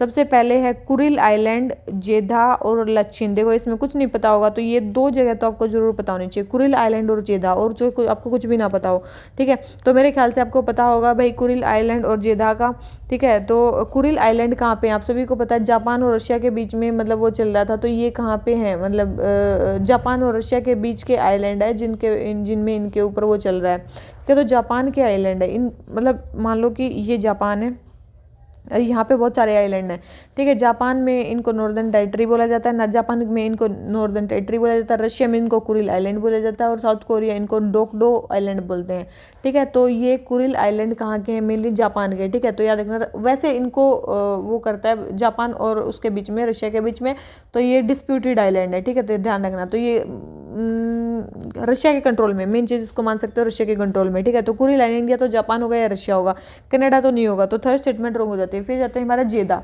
जेदा तो पोर्ट सिटी, आप सभी को पता है, रेड सी पे एक पोर्ट सिटी है जेदा। तो कहाँ पे है? सऊदी अरेबिया में है, ठीक है। तो ये स्टेटमेंट सही है कि भाई ये सऊदी अरेबिया में। लच्छिन जगह, लच्छिन मेरे ख्याल से भाई आपने बहुत सुनी होगी, लच्छिन जगह अभी आर्मेनिया और अजरबैजान के बीच में जब युद्ध चल रहा था तो वहाँ पे एक नगोर्नो काराबाख रीजन है, एक नगोर्नो काराबाख रीजन है, ठीक है। तो वहाँ पे है एक मतलब लच्छिन कॉरिडोर, लच्छिन कॉरिडोर। लच्छिन देखो मतलब क्या है, ये मान लो कि अजरबैजान है, ये मान लो कि आर्मेनिया है, और यहाँ पे यहाँ का उनका एक एरिया है कुछ, यहाँ पे लोग तो रहते हैं आर्मेनिया के, और एरिया है वो अजरबैजान में, एरिया कंट्रोल करता है अजरबैजान, ठीक है। ये है इनका मेन इशू। और यहाँ से केवल एक रोड जाता है जिसको बोलते हैं लच्छिन कॉरिडोर, ओनली रोड जाता है ये जो mainland Armenia populated Nagorno Karabakh को आर्मेनिया से जोड़ता है, ये है इंपॉर्टेंट, ठीक है। तो लच्छिन कॉरिडोर कहाँ पे है? नगोर्नो काराबाख रीजन में है, तो ये अर्जेंटीना में नहीं है। तो ये स्टेटमेंट भी रॉन्ग है। तो फर्स्ट स्टेटमेंट रॉन्ग है, थर्ड स्टेटमेंट रॉन्ग है, सेकंड स्टेटमेंट करेक्ट है, तो केवल एक स्टेटमेंट करेक्ट है। हमें करेक्टली मैच डी बताने तो केवल एक स्टेटमेंट करेक्ट है, तो हमारा आंसर क्या होता है? ए, ठीक है। मेरे ख्याल से समझ में आ गया होगा आपको ये। तो ये वाला क्वेश्चन हो जाता है हमारा कंप्लीट। आ जाते हैं अपने नेक्स्ट क्वेश्चन पे। नेक्स्ट क्वेश्चन हमें क्या बोलता है? हमारा प्लेज मूवमेंट के बारे में। किसके बारे में? प्लेज मूवमेंट के बारे में बोल रहे हैं कि क्या चीज़ें सही है, मतलब प्लेज मूवमेंट इनमें से क्या है, जल्दी बताओ भाई। सबसे पहले प्लेज मूवमेंट के बारे में जल्दी जल्दी जल्दी बताओ, ठीक है। तो प्लेज मूवमेंट मेनली किसके लिए था? चाइल्ड मैरिजेस के अगेंस्ट आपको शपथ लेनी थी कि भाई आप चाइल्ड मैरिज नहीं करोगे। बोले कि इंडियन सोशल कॉन्फ्रेंस का था ये। इंडियन सोशल कॉन्फ्रेंस के बारे में आपको पता ही होगा। इंडियन सोशल कॉन्फ्रेंस किसने फाउंड की थी? MG रेनाडे ने और रघुनाथ राव ने, ठीक है। MG रेनाडे ने और रघुनाथ राव ने, ठीक है। MG रेनाडे और रघुनाथ राव ने इंडियन सोशल कॉन्फ्रेंस को फाउंड किया था, ठीक है। इनकी पहला सेशन कब हुआ था? इनका पहला सेशन हुआ था, कहाँ हुआ था? मद्रास में हुआ था, 1887 में हुआ था। कांग्रेस के सेशन के साथ ही इनके सेशन होते थे, ठीक है। 1887 में इनका पहला सेशन होता है, मद्रास में होता है। MG रेनाडे और रघुनाथ राव ये फाउंड करते हैं। ये क्यों ये इंडियन सोशल जो कॉन्फ्रेंस थी इसको अलग बनाया गया? क्योंकि जो कांग्रेस के लीडर्स थे वो नहीं चाहते थे कि हम पॉलिटिकल इशू और सोशल इशूज़ को एक साथ मिलाएं, तो एक अलग ऑर्गेनाइजेशन बनाएगी इंडियन सोशल कॉन्फ्रेंस, जिसमें मिली सोशल इश्यूज के साथ डील किया जाता था। इसी में बाद में आता था प्लेज मूवमेंट, जिसमें ये मतलब ये बहुत सारे सोशल रिफॉर्म के लिए काम करती थी, जैसे कि इंटरकास्ट मैरिज हो गया, सती हो गया, पोलीगैमी हो गया, कुलिनिज्म, इन सब के मतलब में काम करती थी। तो इसी में एक प्लेज मूवमेंट आया जिसमें लोगों को बोला गया कि भैया प्लेज लो कि आप चाइल्ड मैरिजेस नहीं करोगे, ठीक है। तो इसके लिए था, तो चाइल्ड मैरिजेस के लिए था प्लेज मूवमेंट। तो क्वेश्चन नंबर 71 आंसर हो जाता है सी। आ जाते हैं अपने नेक्स्ट क्वेश्चन पे। क्वेश्चन नंबर 72 हमें बताना है साहित्य अकादमी अवार्ड्स के बारे में। तो सबसे पहले बोले हैं, सबसे पहले ये लिटरेरी वर्क्स के लिए दिया जाता है ओनली इन लैंग्वेजेस जो 8th शेड्यूल में, तो याद रखना 8th शेड्यूल में जो लैंग्वेज है उनके लिए तो दिया ही जाता है, साथ में 2 लैंग्वेजेस और भी हैं जिनके लिए ये दिया जाता है। वो कौन सी? इंग्लिश एंड राजस्थानी, ठीक है। याद रखना कौन सी? इंग्लिश और राजस्थानी लैंग्वेज के लिए भी दिया जाता है। तो ये स्टेटमेंट होगा कि केवल उन्हीं लैंग्वेज के लिए दिया जाता है जो 8th शेड्यूल में, ऐसा नहीं है। सेकंड बोलिए हाईएस्ट लिटरेरी अवार्ड है, तो आपको पता होना चाहिए सेकंड हाईएस्ट लिटरेरी अवार्ड है, जो फर्स्ट हाईएस्ट लिटरेरी अवार्ड है वो है ज्ञानपीठ अवार्ड। कौन है? ज्ञानपीठ, आपने सुना होगा, ठीक है, ज्ञानपीठ अवार्ड। तो वो सबसे बड़े हैं। तो ये स्टेटमेंट रॉन्ग हो जाती है कि हाईएस्ट लिटरेरी अवार्ड नहीं, सेकंड हाईएस्ट लिटरेरी ऑनर है, ठीक है। इंपॉर्टेंट, इसमें दिया क्या जाता है, मतलब किसको चूज किया जाता है? सबसे पहले ऑथर इंडियन नेशनलिटी का होना चाहिए, आउटस्टैंडिंग कंट्रीब्यूशन होना चाहिए उसका लैंग्वेज या लिटरेचर में, ठीक है। और यही सारी चीज़ें, ठीक है। कोई भी 22 लैंग्वेजेस में थे 8th शेड्यूल की जो है, या फिर इंग्लिश और राजस्थानी में से किसी को भी चूज़ कर सकते हैं, अच्छा लगना चाहिए उसका वर्क। और ये अवार्ड स्टार्ट कब हुए थे? साहित्य अकादमी अवार्ड 1954 में स्टार्ट हुए। कब हुए? 1954 में स्टार्ट हुए। एनुअली दिए जाते हैं पर्सन्स को, ठीक है। 24 अवार्ड्स टोटल दिए जाते हैं, ठीक है। तो हर साल 24 अवार्ड दिए जाते हैं, ठीक है, 24 दिए जाते हैं और 1954 में ये स्टार्ट हुए हैं। तो क्वेश्चन नंबर 72 दोनों स्टेटमेंट रॉन्ग होगी, हमें बतानी थी करेक्ट स्टेटमेंट, ना फर्स्ट स्टेटमेंट करेक्ट है ना सेकंड स्टेटमेंट करेक्ट है। तो आंसर क्या होता है? डी। तो क्वेश्चन नंबर 72 आंसर हो गया डी। आ जाते हैं अपने नेक्स्ट क्वेश्चन पे। हमें बताना है ब्रिटिश इंडिया के बारे में। पॉलिसी ऑफ मास्टरली इनएक्टिविटी क्या थी? ये भी अफगानिस्तान के रिस्पेक्ट में, मतलब आप सभी को पता है जॉन लॉरेंस ने ये जो नीति थी ये अपनाई थी, ठीक है। जॉन लॉरेंस नाम सुना होगा आपने, जॉन लॉरेंस ने ये अपनी पॉलिसी अपनाई थी, पॉलिसी ऑफ मास्टरली इनएक्टिविटी। उसके बारे में हमें करेक्ट स्टेटमेंट बतानी है क्या होती है, ठीक है। बिल्कुल, तो ये सबसे पहले एक फॉरेन पॉलिसी थी जो फॉलो की थी जॉन लॉरेंस ने अफगान इशू के साथ डील करने में, ठीक है, अफगान इशू के साथ डील करने में, ठीक है। और मेन क्या थे इनका? मेन काम यही था इनका मेन काम यही था कि भाई जो भी बॉर्डर वाली एरियाज़ हैं वो किसी फॉरेन हेल्प ना लें, किसी की फॉरेन हेल्प ना लें, ठीक है। तो नो कैंडिडेट जो भी सिविल वॉर में है वो फॉरेन हेल्प नहीं लेगा। मेन तो इस इशू का मतलब मेन तो इस हर एक पॉलिसी का इनका यही था। और फ्रंटियर पे जो पीस है वो डिस्टर्ब ना हो। तो क्वेश्चन नंबर 73 हमारा आंसर हो जाता है डी। आ जाते हैं अपने नेक्स्ट क्वेश्चन पे। नेक्स्ट क्वेश्चन है प्लेसेस इन न्यूज़ और कंट्री कहाँ पे है? तो चश्मा, अर्काडोग और व्लादिवोस्तोक। तो व्लादिवोस्तोक और अर्काडोग और चश्मा, ये जगह बताओ भाई जल्दी जल्दी कहाँ पे? तो आप सभी को पता होगा चश्मा एक न्यूक्लियर प्लांट, ये जो चाइना बना रहा है पाकिस्तान में, ठीक है। तो बिल्कुल सही स्टेटमेंट है, चश्मा न्यूक्लियर प्लांट कहाँ पे है? पाकिस्तान में। चाइना की हेल्प से जो बनने हैं हर चीज़ वहाँ तो चाइना की हेल्प से बनती है। तो क्वेश्चन नंबर चश्मा पाकिस्तान में, बिल्कुल भाई चश्मा पाकिस्तान में। अर्काडोग का नाम सुना होगा, ठीक है। अर्काडोग स्मार्ट सिटी बन रही है कहाँ पे? तुर्कमेनिस्तान में, कजाकिस्तान में नहीं, कहाँ पे बन रही है? सॉरी, ये क्या हो गया? ये सही है, ठीक है। कहाँ पे बन रही है? तुर्कमेनिस्तान में बन रही है, ठीक है। कहाँ बन रही है? तुर्कमेनिस्तान में बन रही है। तो इंपॉर्टेंट है, तुर्कमेनिस्तान में बन रही है। अर्काडोग एक सिटी है, काफ़ी इंपॉर्टेंट है, ध्यान रखना इसको, ठीक है। ठीक है। सेकंड थर्ड बोल रहे हैं व्लादिवोस्तोक। व्लादिवोस्तोक कहाँ पे है? एक चेन्नई व्लादिवोस्तोक मैरीटाइम रूट भी हम बना रहे हैं, तो ये कहाँ पे? रशिया में है। तो ये यूक्रेन में नहीं है, कहाँ पे? रशिया में है, ठीक है। तो जगहों के नाम काफ़ी इंपॉर्टेंट है। व्लादिवोस्तोक। तो second and third statement wrong है, फर्स्ट स्टेटमेंट करेक्ट है। हमें बताने करेक्टली मैच पेयर, तो केवल एक पेयर करेक्ट है, तो आंसर क्या हो जाता है? ए, ठीक है। याद रखना चश्मा न्यूक्लियर प्लांट कहाँ पे है? पाकिस्तान में है। अर्काडोग कहाँ पे है? तुर्कमेनिस्तान में जगह, स्मार्ट सिटी यहाँ पे बन रही है। और तुर्कमेनिस्तान एक सेंट्रल एशिया में जगह है जो कैस्पियन सी से बाउंड है, मतलब सराउंड करती है कैस्पियन सी को। और यहाँ पे कराकुम डेजर्ट भी है, याद रखना। तुर्कमेनिस्तान में एक इंपॉर्टेंट डेजर्ट है जिसका नाम है कराकुम डेजर्ट, ठीक है। कौन सा डेजर्ट है? Karakum desert. तो क्वेश्चन नंबर 74 आंसर हो जाता है ए। आ जाते हैं अपने नेक्स्ट क्वेश्चन पे। नेक्स्ट क्वेश्चन में क्या बोलता है? स्वामी दयानंद सरस्वती जी के बारे में बताना है भाई। स्वामी दयानंद सरस्वती बोले हैं उनका मोटो था गो बैक टू वेदास। तो सभी को पता है बिल्कुल भाई उनका मोटो था go back to Vedas. Second बोले हैं उनकी डॉक्ट्रिन थी कर्मा की डॉक्ट्रिन, लेकिन और उन्होंने कर्मा की डॉक्ट्रिन को अपनाया और नियति की जो डॉक्ट्रिन थी उनको वो कर दिया, रिजेक्ट कर दिया बिल्कुल। एक नियति की डॉक्ट्रिन को कौन से सेक्ट मानता था? जल्दी बताओ। बुद्धिज्म और जैनिज्म के साथ एक और सेक्ट आया था जो नियति के उसको मानता था, केवल नियति को मानते थे। कौन से थे वो? जल्दी बताओ। थर्ड बोल रहे हैं he rejected that man soul is merely a part of God and held that God God soul and matter were distinct and eternal entity. बिल्कुल इन्होंने ये बिल्कुल रिजेक्ट कर दिया कि मैन की सोल जो मेरे पार्ट ऑफ गॉड है, उन्होंने ये बोला कि गॉड, सोल और मैटर ये डिस्टिंक्ट है और एटर्नल एंटिटी से, बिल्कुल ये बोला इन्होंने।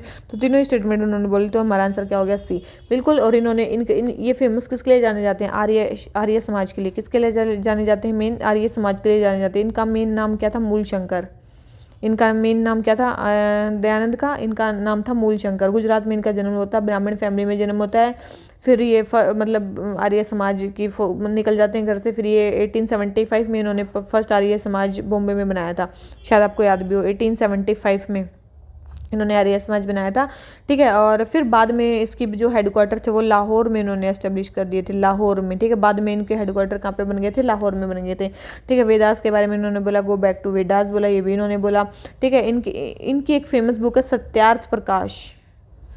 सत्यार्थ प्रकाश नाम सुना होगा आपने, ठीक है। सत्यार्थ प्रकाश इनकी एक इम्पोर्टेंट बुक है, ध्यान रखना। और क्या क्या उन्होंने रिजेक्ट किया ये तो कुछ कुछ दे ही रखे हैं उसके बारे में, तो ये क्वेश्चन हो जाता है हमारा कंप्लीट। तो तीनों स्टेटमेंट हमारी करेक्ट है इनके बारे में। तो क्वेश्चन नंबर 75 आंसर हो जाता है सी। आ जाते हैं अपने नेक्स्ट क्वेश्चन पे। नेक्स्ट क्वेश्चन है हमारा लॉर्ड वेलेस्ले के बारे में। लॉर्ड वेलेस्ले बोल रहे हैं कि ये रिस्पॉन्सिबल थे फोर्ट विलियम कॉलेज जो उन्होंने कलकत्ता में बनाया था उनके एस्टेब्लिशमेंट के लिए। सेकंड बोले he participated in battle of Srirangapatnam as colonel, इन्होंने श्रीरंगपट्टनम के बैटल में पार्टिसिपेट किया था। थर्ड बोल रहे हैं बैटल ऑफ श्रीरंगपट्टनम कहाँ हुआ था?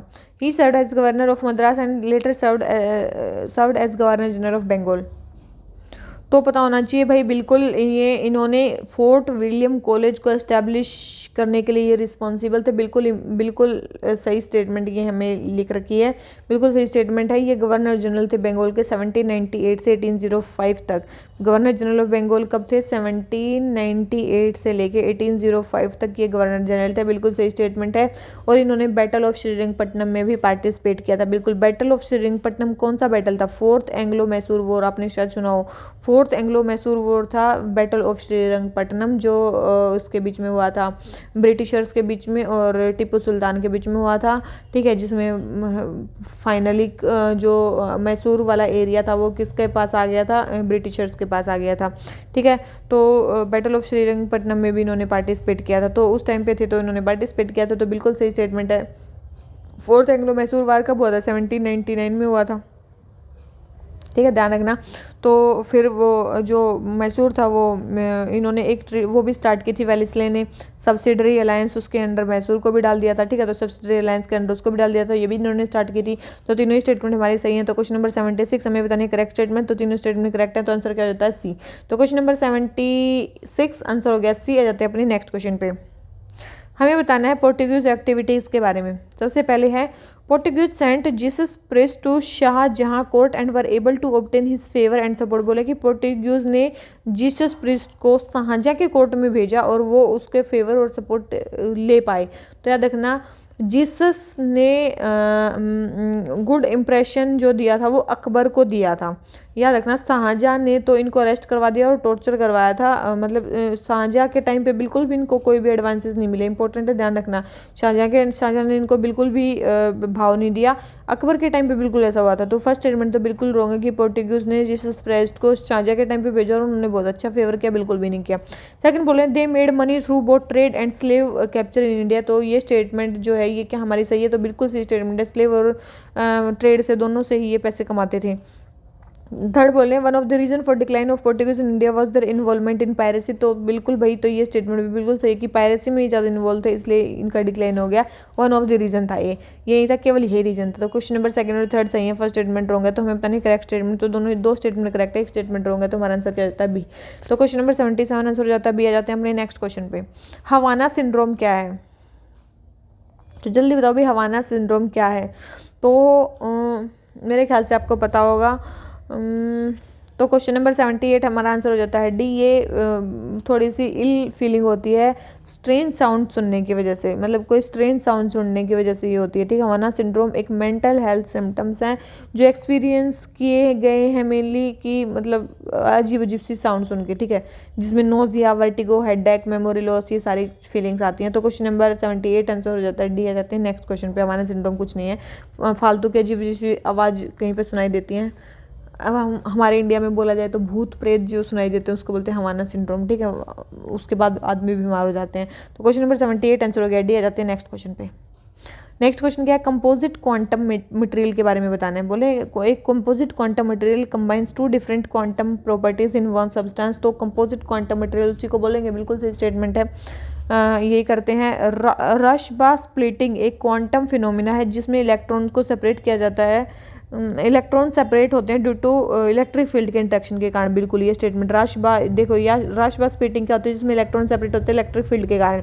थर्ड बोले स्पिनट्रोनिक एक टेक्नोलॉजी है जिसमें इंट्रिंसिक स्पिन जो इलेक्ट्रॉन्स की उसको यूज़ किया जाता है अलोंग साइड देयर चार्ज, ताकि हम इनोवेटिव इलेक्ट्रॉनिक डिवाइसेस बना सकें, बिल्कुल सही स्टेटमेंट है। तीनों स्टेटमेंट सही हैं। स्पिनट्रोनिक्स का यूज़ किया जाता है, रशबा स्प्लिटिंग का यूज़ किया जाता है और कंपोजिट क्वांटम मटेरियल, तीनों स्टेटमेंट सही है। तो हमें बताने करेक्ट स्टेटमेंट, तो तीनों स्टेटमेंट सही है इसके बारे में। तो क्वेश्चन नंबर 79 आंसर हो जाता है सी। आ जाते हैं अपने नेक्स्ट क्वेश्चन पे। ऑपरेशन डक हंट क्या है, जल्दी बताओ भाई। ऑपरेशन डक हंट क्या है, मेरे ख्याल से आपने पढ़ा भी होगा ऑपरेशन डक हंट के बारे में। तो सबसे पहले बोले हैं ये वाइल्ड लाइफ ट्रैफिकिंग के लिए, तो आपको पता होना चाहिए ये जो डक हंट है ये किसके लिए है।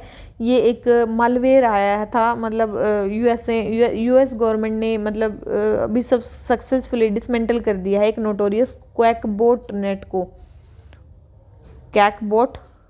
बोट नेट को मालवेयर था जिसने बहुत सारी मशीन्स को पकड़ लिया था वहाँ पे। तो ये वाइल्ड लाइफ के लिए तो नहीं है, ये मेनली मालवेयर्स को प्रोटेक्ट करने के लिए। और बोलिए कि IUCN का भी बताया मैंने भाई डक हंट बहुत, मतलब ये डक हंट जो डक हंट है ना, ये ऑपरेशन डक हंट केवल मतलब अभी तो USA ने अपनी मशीनों से मतलब उन्होंने बोला कि हमने सक्सेसफुली डिसमेंटल कर दिया, लेकिन ये मल्टीलेटरल ऑपरेशन है, ठीक है, जिसको डक हंट बोला जाता है, जो बहुत सारी कंट्रीज मिलकर करती है, जैसे कि France, Germany, Latvia, Romania, UK, US, ये सारी कंट्री, नीदरलैंड वगैरह भी इसमें भी आते हैं, ठीक है। तो यही है। तो क्वैकबोट मालवेयर क्रिएट किया गया था 2008 में, बहुत पहले, ठीक है। और अभी बहुत सारी चीज़ें उसमें आ गई थी, तो इसीलिए उसे बचाने के लिए उन्होंने स्टार्ट किया गया। तो ये स्टेटमेंट बिल्कुल भी गलत है, बिल्कुल गलत है कि भाई IUC ने इसको स्टार्ट किया, बिल्कुल भी नहीं किया है। और फर्स्ट और सेकंड दोनों स्टेटमेंट रॉन्ग है, हमें पता नहीं करेक्ट स्टेटमेंट। तो दोनों कोई भी स्टेटमेंट करेक्ट नहीं है, तो आंसर क्या होता है डी, ठीक है। मेरे ख्याल से समझ में आ गया होगा। तो क्वेश्चन नंबर 80 आंसर हो गया डी। है जाते हैं नेक्स्ट क्वेश्चन पे। क्वेश्चन नंबर 81 क्या बोलता है, विच of the following is not achievement of moderate phase of Indian है। क्या मतलब अचीवमेंट नहीं है, नहीं बतानी है। सबसे पहले they expose the basic exploitative character of British rule. इन्होंने एक्सपोज किया बेसिक एक्सप्लोटेटिव जो कैरेक्टर है ब्रिटिश रूल का, वो एक्सपोज किया इन्होंने एक्सप्लोटेटिव कैरेक्टर को। क्या उनकी वो नहीं है, देखो इन्होंने एक्सपोज तो किया था भाई, ये स्टेटमेंट तो बिल्कुल सही है, ठीक है। सेकंड बोले they widened their democratic base through increase in scope of their demands. इन्होंने डेमोक्रेटिक अपने बेस को जो है वो वाइडेंड किया था, तो याद रखना ये फेल हो गए थे। उन्होंने डेमोक्रेटिक बेस को मतलब वाइड करने में ये फेल हो गए थे, तो ये स्टेटमेंट गलत है कि इन्होंने वाइड किया था। They train people in political work, बिल्कुल उन्होंने पॉलिटिकल वर्क में ट्रेन किया था। They created a feeling of common nation to rally against a common enemy, ये भी इन्होंने किया था। तो क्वेश्चन नंबर 81 आंसर हो जाता है बी। आ जाते हैं अपने नेक्स्ट क्वेश्चन पे। नेक्स्ट क्वेश्चन हमें बताना है गवर्नर जनरल के बारे में, क्रोनोलॉजी बतानी है कि कौन कौन से गवर्नर जनरल कब से कब तक थे, ठीक है। जल्दी बताओ भाई कौन कौन से थे ये 3 गवर्नर, ठीक है। तो बेंटिक दे रखे हैं, मेटकाफे दे रखे हैं और ऑकलैंड। आप सभी को पता होगा 1828 से लेके 35 तक तो बेंटिक ही रहते हैं, ये तो शायद सबको याद होगा। 28 से लेके 35 तक, ठीक है, 18 से लेके बेंटिक रहते हैं। फिर 35 से 36 एक साल आ जाते हैं हमारे मेटकाफे, ठीक है। ये इनको लिबरेटर भी बोला जाता है, उसका प्रेस का लिबरेटर, शायद आपने सुना भी होगा, लिबरेटर ऑफ इंडियन प्रेस मेटकाफे, ठीक है। तो एक साल में ये सब कुछ कर जाते हैं। तो 35 से 36 के बीच में मेटकाफे रहते हैं। उसके बाद आते हैं हमारे ओकलैंड, 36 में आ जाते हैं। 42 तक हमारे ओकलैंड रहते हैं, शायद आपको पता भी होगा, ठीक है। ओकलैंड के बाद इलनबोरो आ जाते हैं, इलनबोरो, ठीक है। 42 से 44 के बीच में इलनबोरो आ जाते हैं, ठीक है। फिर बोरिंग थे ये। फिर उसके बाद आते हैं हार्डिंगे, शायद हार्डिंगे की काफ़ी सारी चीज़ें हैं, जैसे कि 44 से लेके 48 तक ये आते हैं, ठीक है। उनके बाद कौन आता है, डलहौजी। उसके बाद कौन आ जाते हैं, कैनिंग, ठीक है। फिर उसके बाद तो भाई वाइस रॉय भी बन जाते हैं। 56 से 62 तक जो है कैनिंग ही रहते हैं। तो ये हो जाता है हमारा क्वेश्चन। तो क्वेश्चन नंबर 82 अगर और भी आ जाए आगे वाले मैंने बता दिए हैं, ठीक है, तो वो याद कर लेना। तो क्वेश्चन नंबर 82 सबसे पहले आए बेंटिंग, उसके बाद आए मेटकाफे, उसके बाद आए ओकलैंड। तो 3, 2, 1 आंसर हो गया हमारा बी। आ जाते हैं नेक्स्ट क्वेश्चन पे। हमें बताना है ट्राइबल मूवमेंट्स के बारे में। दीकू टर्म किसके लिए यूज़ की जाती है? दीकू टर्म जल्दी बताओ भाई किसके लिए यूज़ की जाती है? तो क्वेश्चन नंबर 83 जल्दी बताओ। ये दीकू टर्म की जाती है नॉन ट्राइबल जो फॉरेनर थे, जो पोजीशन हेल्ड करते थे अथॉरिटी में और एक्सप्लॉइट करते थे ट्राइबल कम्युनिटी को, उनको दीकू कहा जाता था। ठीक है, तो दीकू किसको कहा जाता था? नॉन ट्राइबल फॉरेनर्स को। कोई भी हो सकते थे, money lender, colonial ruler, government officials, landlords, कोई भी हो सकते थे। तो क्वेश्चन नंबर 83 आंसर हो गया ए। ठीक है, और बस यही आ जाते हैं नेक्स्ट क्वेश्चन पर। नेक्स्ट क्वेश्चन क्या है? 19th सेंचुरी में जो क्रिश्चियन मिशनरी थे इंडिया में, उन्होंने सपोर्ट किया प्रैक्टिकल एजुकेशन को अमंग पीपल। क्या उन्होंने सपोर्ट किया था प्रैक्टिकल एजुकेशन का? जल्दी बताओ भाई। तो याद रखना, प्रैक्टिकल एजुकेशन को स्ट्रांगली क्रिटिसाइज किया था क्रिश्चियन मिशनरीज में। ठीक है, उन्होंने बिल्कुल भी नहीं बोला कि भाई प्रैक्टिकल एजुकेशन देनी चाहिए इंडिया में, बिल्कुल भी नहीं। सेकंड बोलेंगे Christian missionary set out a mission at Serampore to control the activities of East India Company. बोले कि ईस्ट इंडिया कंपनी की एक्टिविटीज को स्टॉप करने के लिए क्रिश्चियन मिशनरीज ने एक मिशन सिरमपुर में एस्टैब्लिश किया था। तो क्या उन्होंने कोई मिशन एस्टैब्लिश किया था उनके कंपनी की एक्टिविटीज़ को कंट्रोल करने के लिए? तो भाई आपको पता होना चाहिए, ये स्टेटमेंट भी हमारे रहूँगा, क्योंकि क्रिश्चियन मिशनरीज ने सेटअप किया था मिशन सिरमपुर में। ये मतलब बात सही है, लेकिन उन्होंने डेनिश ईस्ट इंडिया कंपनी के कंट्रोल के अंडर किया था। वो ईस्ट इंडिया कंपनी नहीं, डेनिश ईस्ट इंडिया कंपनी के कंट्रोल के अंडर किया था। ठीक है, तो ये स्टेटमेंट हमारी रहूँगा। तो सेकंड स्टेटमेंट भी रहूँगा, फर्स्ट स्टेटमेंट भी रहूँगा। तो हमें बताने करेक्ट स्टेटमेंट, तो करेक्ट तो कोई भी नहीं है, तो आंसर क्या होता है? डी। तो क्वेश्चन नंबर 84 आंसर हो जाता है डी। आ जाते हैं क्वेश्चन नंबर 85 पे। यूरिया गोल्ड के बारे में बताना है। बोले कि एक टाइप का यूरिया है जो सल्फर से फोर्टिफाई है। तो आपको बताना चाहिए, बिल्कुल सही स्टेटमेंट है, ये सल्फर से 45 है। और ये इसमें जो है नाइट्रोजन का ग्रेजुअल, नाइट्रोजन जो है वो धीरे धीरे निकलती रहती है। बिल्कुल सही स्टेटमेंट है। ठीक है, एक टाइप का यूरिया जिसमें सल्फर फोर्टिफाइड है और इसमें नाइट्रोजन भी है। ऐसा नहीं है नाइट्रोजन नहीं है, 37+ नाइट्रोजन है, 17% सल्फर है। देखो, एक होता है नॉर्मल यूरिया, एक होता है ये हमारा यूरिया गोल्ड। ठीक है, नॉर्मल यूरिया में है ना जो 46% नाइट्रोजन होती है। ठीक है, इसमें कितनी है? इसमें 37% नाइट्रोजन और उसमें बचा हुआ एक्स्ट्रा अमाउंट सल्फर डाल दिया गया है। ठीक है, ध्यान रखना, बस यही है यूरिया गोल्ड के बारे में। तो क्वेश्चन नंबर 85 आंसर हो जाता है सी। आ जाते हैं नेक्स्ट क्वेश्चन पे, क्योंकि हमसे पूछी थी करेक्ट स्टेटमेंट, दोनों ही सही हैं। तो क्वेश्चन नंबर 85 आंसर हो जाएगा सी। आ जाते हैं नेक्स्ट क्वेश्चन पे। मापिला अपराइजिंग के बारे में बताना है। मापिला अपराइजिंग के बारे में, तो सबसे पहले मापिला, सबसे आपको सभी को पता भाई मापिला अपराइजिंग 2 बार हुई है। सबसे पहले Mappila uprising Mappila were the descendants of Arab deliverers जो मलाबार रीजन में सेटल हुए थे। बिल्कुल सही स्टेटमेंट है, ये सही है। सेकंड बोले Mappila main target were the Britishers who deprived them of their customary right to cultivate the land. आप सभी को पता होना चाहिए मापिला का मेन टारगेट कौन थे? वहाँ के मनी लैंडर्स, ना कि ब्रिटिशर्स, क्योंकि वहाँ के मनी लैंडर्स, ये जो मापिला थे ये मुस्लिम्स थे और जो वहाँ के मनी लैंडर्स थे वो हिंदूज थे। तो उनके अगेंस्ट उन्होंने अपना वो मतलब उनका टारगेट मेन था, अपराइजिंग उनके अगेंस्ट थी, ना कि ब्रिटिशर्स के अगेंस्ट। तो ये स्टेटमेंट होंगे। तो सेकंड स्टेटमेंट होंगे, फर्स्ट स्टेटमेंट करेक्ट है। हमें बताने करेक्ट स्टेटमेंट, तो आंसर हमारा क्या हो गया? ए। काफ़ी इंपॉर्टेंट है।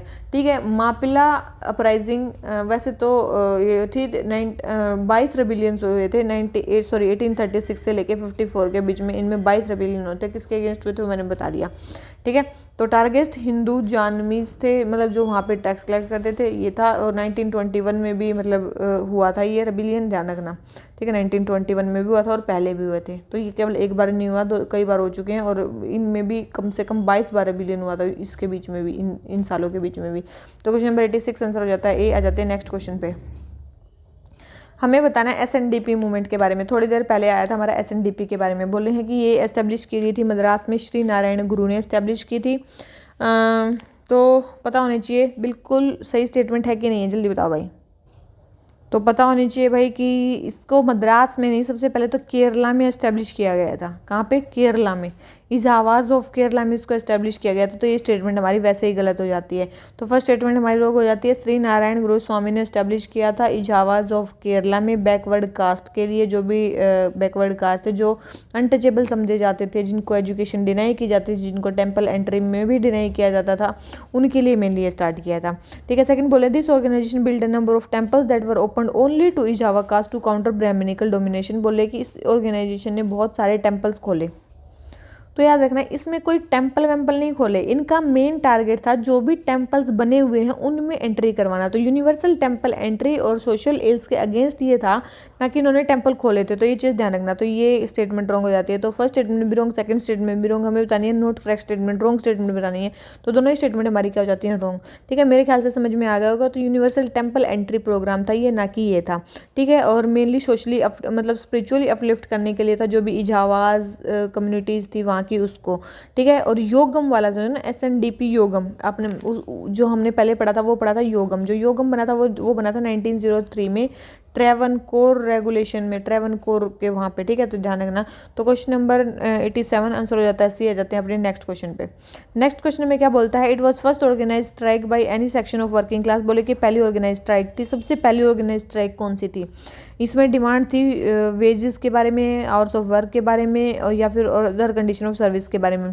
जितने भी नेशनलिस्ट न्यूज़पेपर थे उनके सपोर्ट में आए, जैसे कि तिलक का न्यूज़पेपर, मारता और केसरी, दोनों में इसके बारे में लिखा गया। पब्लिक मीटिंग्स हुई, फंड कलेक्ट हुए। बॉम्बे में भी, बंगाल में भी प्रोमिनेंट लीडर्स ने इसका साथ दिया, जैसे कि फिरोज मेहता, वाचा और सुरेंद्रनाथ टैगोर। तो ये किस के बारे में बात चल रही है, तो बहुत इंपॉर्टेंट स्ट्राइक है। पहली ऑर्गेनाइज स्ट्राइक हुई थी वो कौन सी हुई थी, great Indian peninsular railway strike. काफ़ी इंपॉर्टेंट स्ट्राइक थी, great Indian peninsular railway strike हुई थी, ये थी इंपॉर्टेंट स्ट्राइक। ठीक है, ध्यान रखना इसको। तो इसी स्ट्राइक, ये पहली ऑर्गेनाइज स्ट्राइक थी। ठीक है, पहली ऑर्गेनाइज स्ट्राइक थी जो 1899 में हुई थी, 1899 में हुई थी। ध्यान रखना कहाँ पे हुई थी और क्यों हुई थी। ठीक है, तो ये क्वेश्चन हो गया हमारा कंप्लीट। आ जाते हैं अपने नेक्स्ट क्वेश्चन पे।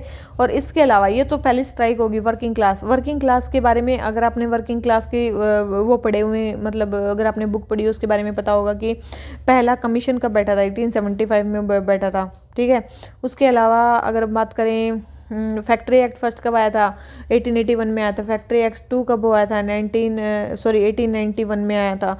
ठीक है, all India trade union Congress कब बनी थी, 1920 में बनी थी। 1928 में बॉम्बे की स्ट्राइक हुई थी, बॉम्बे मिल्स की स्ट्राइक हुई थी 1928 में। ठीक है, मेरिट कॉन्स्पिरेसी भी उसके बाद आती है। उसके बाद आपने नाम सुना होगा ये बहुत सारे न्यूज़पेपर्स में भी, ये तो 3-4 इन्होंने नाम लिख दिए। इसके अलावा देखो उसमें नाम आते हैं शशिपदा बनर्जी ने, भारत श्रमजीवी किन्होंने फाउंड किया था, शशिपदा बनर्जी ने। ठीक है, इन्होंने वर्किंग मेंस क्लब को भी फाउंड किया था, वर्किंग मेंस क्लब मैंने पहले भी बता चुकी हूँ, वर्किंग मेंस क्लब फाउंड किया था। उसके अलावा एस बेंगोली का नाम सुना होगा, ये बिल लेके आए थे betterment of condition, Bombay legislative council में वर्किंग कंडीशन को बेटर बनाने के लिए एस बेंगोली एक बिल भी लेके आए थे। उसके अलावा NM लोखंडे का नाम सुना होगा आप, NM लोखंडे ने क्या किया था, एक न्यूज़पेपर लेके आए थे जिनका नाम था दीन बंधु। ठीक है, क्या नाम था, दीन बंधु न्यूज़पेपर लेके आए थे। ठीक है, और इन्होंने Bombay mills and mill hand association भी फाउंड की थी, बॉम्बे मिल एंड मिल हैंड एसोसिएशन भी फाउंड की थी इन्होंने, NM लोखंडे ने। ठीक है, ध्यान होगा ये सारे भी अलग अलग हैं जो हुए हैं। ठीक है, ध्यान रखना। तो क्वेश्चन नंबर 88 वर्कर्स के बारे में ही है, तो आंसर हो गया बी। आ जाते हैं नेक्स्ट क्वेश्चन पे।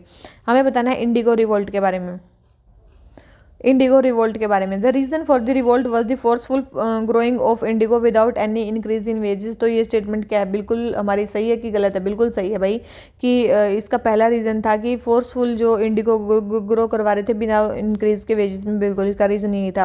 लेकिन बोले थे Christian missionaries supported the Britishers and used religion to force peasants to grow indigo. या देखना क्रिश्चियन मिशनरीज ने इंडिगो रिवोल्ट के टाइम पे किसका साथ दिया था, लोगों का साथ दिया था, ना कि ब्रिटिशर्स का साथ दिया था। ये चीज़ ध्यान रखना, क्रिश्चियन मिशनरीज ने इंडिगो रोइड्स का मतलब साथ दिया था, ना कि उनका। तो ये स्टेटमेंट गलत है कि क्रिश्चियन मिशनरी ने ब्रिटिशर्स का साथ दिया, नहीं, उन्होंने ट्राइबल्स का साथ दिया। थर्ड बोले indigo commission set up to enquire into the excesses during the revolt favoured the peasants. बिल्कुल, ये इंडिगो कमीशन भी एक बाद में बैठाया गया था। ये भी स्टेटमेंट सही है, तीनों ही statement, sorry second statement wrong है, फर्स्ट स्टेटमेंट और थर्ड स्टेटमेंट करेक्ट है। हमें बताने करेक्ट स्टेटमेंट, तो 2 स्टेटमेंट करेक्ट है, एक स्टेटमेंट रॉन्ग है। तो हमारा आंसर क्या हो जाता है, बी। ठीक है, फेमस कौन थे इसमें जिन्होंने मतलब ये लड़ा था, दिगंबर विश्वास और विष्णु विश्वास। लीडर्स के दिगंबर विश्वास और विष्णु विश्वास। ठीक है, ये इसके इंपॉर्टेंट थे, ध्यान रखना इसको। तो यही था इंडिगो रिवोल्ट 1859 से 16 के बीच में हुआ था। एक इसके बारे में एक नील दर्पण में भी लिखा गया, एक प्ले है नील दर्पण, किसने लिखा था, नील दर्पण में इंडिगो रिवोल्ट के बारे में लिखा गया है कि नील दर्पण किसने लिखी है, ये दीन बंधु मित्रा ने। किसने, दीन बंधु मित्रा ने। ठीक है, ध्यान रखना, दीन बंधु मित्रा ने लिखी है। तो क्वेश्चन नंबर 89 आंसर हो जाता है बी। आ जाते हैं अपने नेक्स्ट क्वेश्चन पे।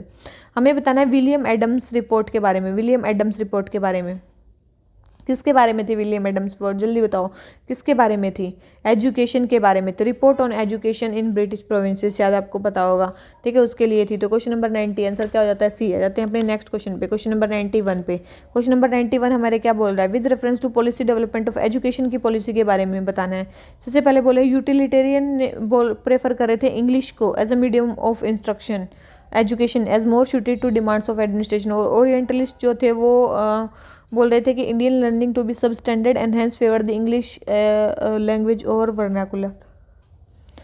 तो ये दोनों ही स्टेटमेंट हमें गलत दे रखे हैं। क्यों दे रखे हैं, क्योंकि भाई जो यूटिलिटेरियन थे ना वो भी बोल रहे थे कि वर्नाकुलर एजुकेशन को फेवर करना चाहिए एज कम्पेयर टू इंग्लिश। तो यूटिलिटेरियन क्या बोल रहे थे, ना कि इंग्लिश, वो क्या कर रहे थे, वर्नाकुलर एजुकेशन मतलब पे फोर्स कर रहे थे।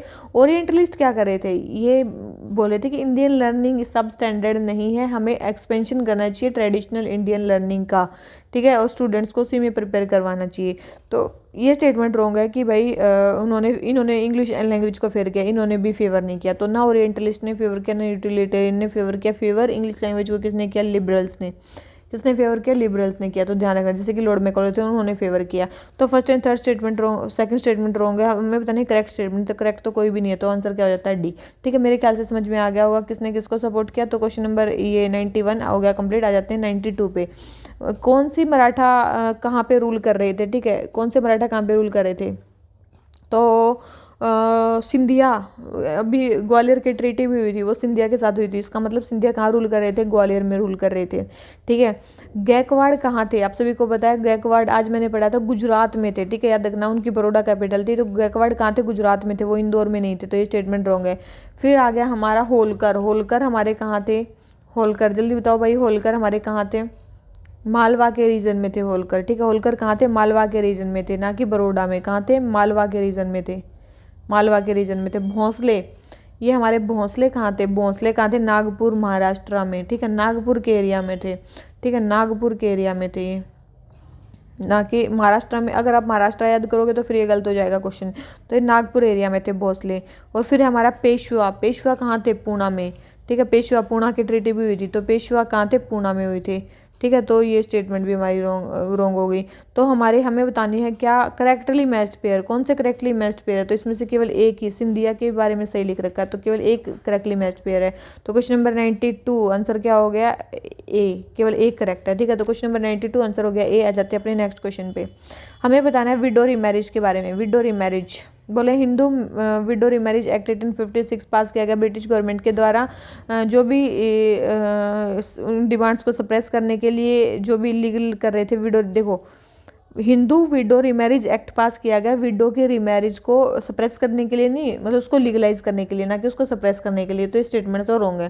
सेकंड बोल रहे हैं बंगाल में window remarriage reform achieved huge success. तो याद रखना, बंगाल में उतनी सक्सेस अचीव नहीं की, क्योंकि वहाँ की सोसाइटी काफ़ी वैसी थी, वहाँ पे लिमिटेड सक्सेस हुई, वहाँ पे बहुत ज़्यादा सक्सेस नहीं हुई विडो रीमैरिज की। तो ये स्टेटमेंट भी रॉन्ग है। हमें पता नहीं करेक्ट स्टेटमेंट, करेक्ट ना फर्स्ट है ना सेकंड है, तो आंसर हमारा क्या हो जाता है, डी, ठीक है। बहुत इंपॉर्टेंट है, विडो रीमैरिज के बारे में बहुत लोगों ने बात की है, एक ने नहीं बहुत लोगों ने बात की है। ब्रह्मो समाज ने भी उसको एडवोकेट किया था, आपने ब्रह्मो समाज का नाम सुना होगा, सती को ऐड किया, साथ में विडो रीमैरिज के बारे में भी उन्होंने बात किया। इसके अलावा बहुत सारे और भी थे, ईश्वर चंद्र विद्यासागर के बारे में नाम सुना होगा, वो भी थे। कलकत्ता संस्कृत कॉलेज के प्रिंसिपल, उन्होंने भी मतलब इसको सपोर्ट किया था, ठीक है। डी के कार्वे सेक्रेटरी थे, मतलब ये भी सेक्रेटरी थे उसके, ठीक है। इन्होंने विडो रीमैरिज एसोसिएशन फाउंड की थी, शायद आपको पता भी होगा। विडो रीमैरिज एसोसिएशन किसने फाउंड की थी, विडो रीमैरिज एसोसिएशन किसने फाउंड की थी, 1893 में फाउंड की थी। किसने, डी के कार्वे ने। किसने, डी के कार्वे ने, काफ़ी इंपॉर्टेंट है, डी के कार्वे ने फाउंड की थी विडो रीमैरिज एसोसिएशन, ठीक है। किसके साथ मिलकर, विष्णु शास्त्री पंडित भी थे इसमें, ठीक है, विष्णु शास्त्री पंडित ने भी फाउंड की थी widow remarriage association. Vishnu Shastri Pandit ने भी फाउंड की थी 1856 में, और इन्होंने भी मतलब बाद में की थी, वो उसके सेक्रेटरी थे, ठीक है। याद रखना, ये इसके सेक्रेटरी थे विडो रीमैरिज एसोसिएशन के, और वो किसने फाउंड की थी, विष्णु शास्त्री पंडित ने, ठीक है, ये ध्यान रखना, ठीक है। डी के कार्वे इसके सेक्रेटरी थे। और क्या नाम लेते हैं, अभी क्यों इनका नाम आ रहा है, इतना ज़्यादा फेमस क्यों है, छोड़ो इसको, तो ठीक है।